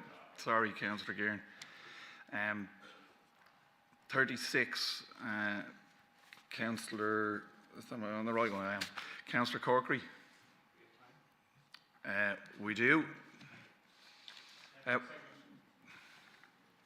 Thanks, Mayor, and I think this is a very straightforward motion, or at least it should be, but potentially particularly relevant in light of a discourse in the Chamber this evening. And I think when I first submitted this, there was a bit of confusion as to what my intentions were with this, so let me explain. We ought to take our responsibilities as public representatives very seriously. That includes the responsibility that each of us has to be aware of the words that we use and the impact that our voices have. In a world where misinformation and disinformation spread rapidly, we are tasked with providing clarity, honesty, and transparency, and fostering an environment of trust where each person feels heard and valued. There is no doubt that we live in an environment where it has never been easier to platform alternative facts, and whether intentional or not, to spread misinformation and disinformation. Whether you're hitting send on a tweet, sharing a WhatsApp video, or speaking in the council chamber, knowingly spreading disinformation is nothing short of sinister, and it has real-life impacts on marginalised communities. We've seen those impacts around the world on religious minorities, on ethnic minorities, asylum seekers, and the LGBTQ community. And let me focus on that last one to provide an example, because it is personal to me. Sexual orientation and gender identity were the most commonly recorded forms of targeting, according to research from Trinity College Dublin, which is a shocking read, found that 1 in 4 respondents from the Irish LGBTQ community had been punched, hit, or physically attacked because of their identity. 72% experienced verbal abuse. 51% of respondents felt unsafe showing affection with a same-sex partner in public. And it is a tragedy that in 2025, 52% had self-harmed and 64% had reported suicidal thoughts against the backdrop of a rise in disinformation and harassment. This and so much more, and while I'm providing the example of one community, you can be sure that the attempts to mislead have far-reaching consequences. I should add that in making the commitment laid out in this motion, we as councillors would affirm our obligation as a local authority under the Irish Human Rights and Equality Commission Act 2014 to eliminate discrimination, to promote equality of opportunity and treatment of staff and the persons to whom we provide services, and to protect their human rights. So as public servants, let us use that as a guiding principle in the work that we do. These conversations need to start at a local level, and I would hope for my colleagues' support and agreement. Gert Margaret. Councillor Walsh. Yeah, thanks to Councillor Corkery for bringing forward the motion, and I'll be pretty brief in case others want to get in. I think it's an excellent motion. I signed a similar pledge in terms of promoting the use of factual and accurate information. I suppose it shows the times we live in that a motion like this is necessary, that we would have to discuss and pass a motion committing to using factual and accurate information based on evidence. But I think we do. I think Councillor Corkery has outlined the case for the motion very well. Unfortunately, we've seen a ramping up of attacks on vulnerable individuals, on minorities in society, and on traditionally underrepresented groups that have been subject to discrimination. I think the last few months have highlighted that very graphically. The master of disinformation sits in the White House. And has an extraordinary, with the White House bully pulpit, has had an extraordinary platform to spread disinformation at will. But that's only one example of the dangers of disinformation. And as public representatives, we have an obligation to challenge that, push back on it, and to use factual and accurate information. We will disagree on many issues. We'll have different interpretations in many issues. We're entitled to our own views and our own interpretations. We're not entitled to our own facts. I think a journalist once said that, opinion is free, but facts are sacred. That may seem an old-fashioned view, but it's one we would do well to get back to. So thanks to Councillor Corkery. Happy to support the motion. Councillor Hopkins. Yeah, just to fully support the motion. I've just found out this evening I'm not allowed to clap in here, but well done. Sorry about that. So yeah, I had the pleasure of being up at the Swords Outreach today, and they had a big poster on the wall called, and it just said, "This place is a centre of love," and it does. We've progressed so far, or we're progressing so far in this country in terms of repeal, marriage equality, all of those kind of things, and it feels like we've been taking a step backwards. But I'm heartened this evening in this chamber by the support we have for progressive values, and long may it stay. Thank you. So I said at the start of the meeting that I wouldn't be extending the meeting, that I'd bring it back to the councillors. 56 minutes past. I want to make sure that there's time to have a vote. So I'm bringing it back to Councillor there are two other speakers who wish to speak, and unfortunately I've said at the start that in order to finish the meeting, I'm going to allow Councillor Corkery back in, and then we can have a vote. So apologies, but you just weren't in quick enough. Thanks. If other councillors want to speak, I'm perfectly happy to let them do that. Okay, yeah, sure. Thank you to all councillors who've spoken for their support. Again, I think this is a very straightforward motion, so if this can be passed forward to a vote once people have spoken and had their say, I'd be happy to do that, so thank you.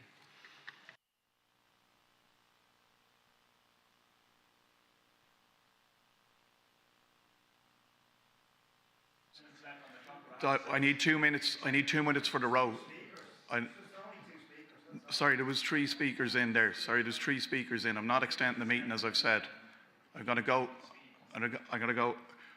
Okay, is there a proposal to extend the meeting? Agreed. For 5 minutes. 6 minutes. 2 speakers. And 1 minute, 2 minutes for Councillor Quinlan, and then as brief otherwise. Councillor Quinlan. Yeah, thanks very much for the opportunity to speak, even though I shouldn't have to say thank you for the opportunity to speak. I'm elected here to speak. I press that button. It means that I want to speak. There's standing orders, there's procedures to do these things. I will take my time now to speak. Use of factual and accurate information. November 2024, I put a motion down to this chamber to ask a very simple question of how many foreign nationals on the council's housing list were, how many foreign nationals were on the local authorities council housing list, and every single member in attendance voted against it. There was a couple of councillors in attendance who were actually quoted as stating they were happy that the council was willing to retain this information outside of the public domain. I'd be happy to support the motion. I'm only here to talk about facts and nothing else. Councillor Gearin. I'd like to support this motion, and as a older person, let me say I feel a certain sense of shame when I hear the councillor talk about what people have to endure in their day-to-day life. Thankfully, that is changing, and it's changing in the right direction. And it's very important for us all, regardless of our political views or anything else, that we respect that. And I think Councillor Walsh summed it up. Him and I can shout, have robust debates in here about topics, but we've never a right to be disrespectful. And I thank you for bringing this motion, and I'm happy to support it. Councillor Corkery, is the motion agreed? Agreed. Thanks. And the meeting finished 1 minute inside. Anybody want to accept any reports? Which item? Councillor Mulville, 39. Councillor Leddy, 41. I'll second them all and let them propose them. Anyway, Councillor Troy, item 40. Sorry for a second, is there anybody else wishes to accept a motion on a report? I got yours. I have 3.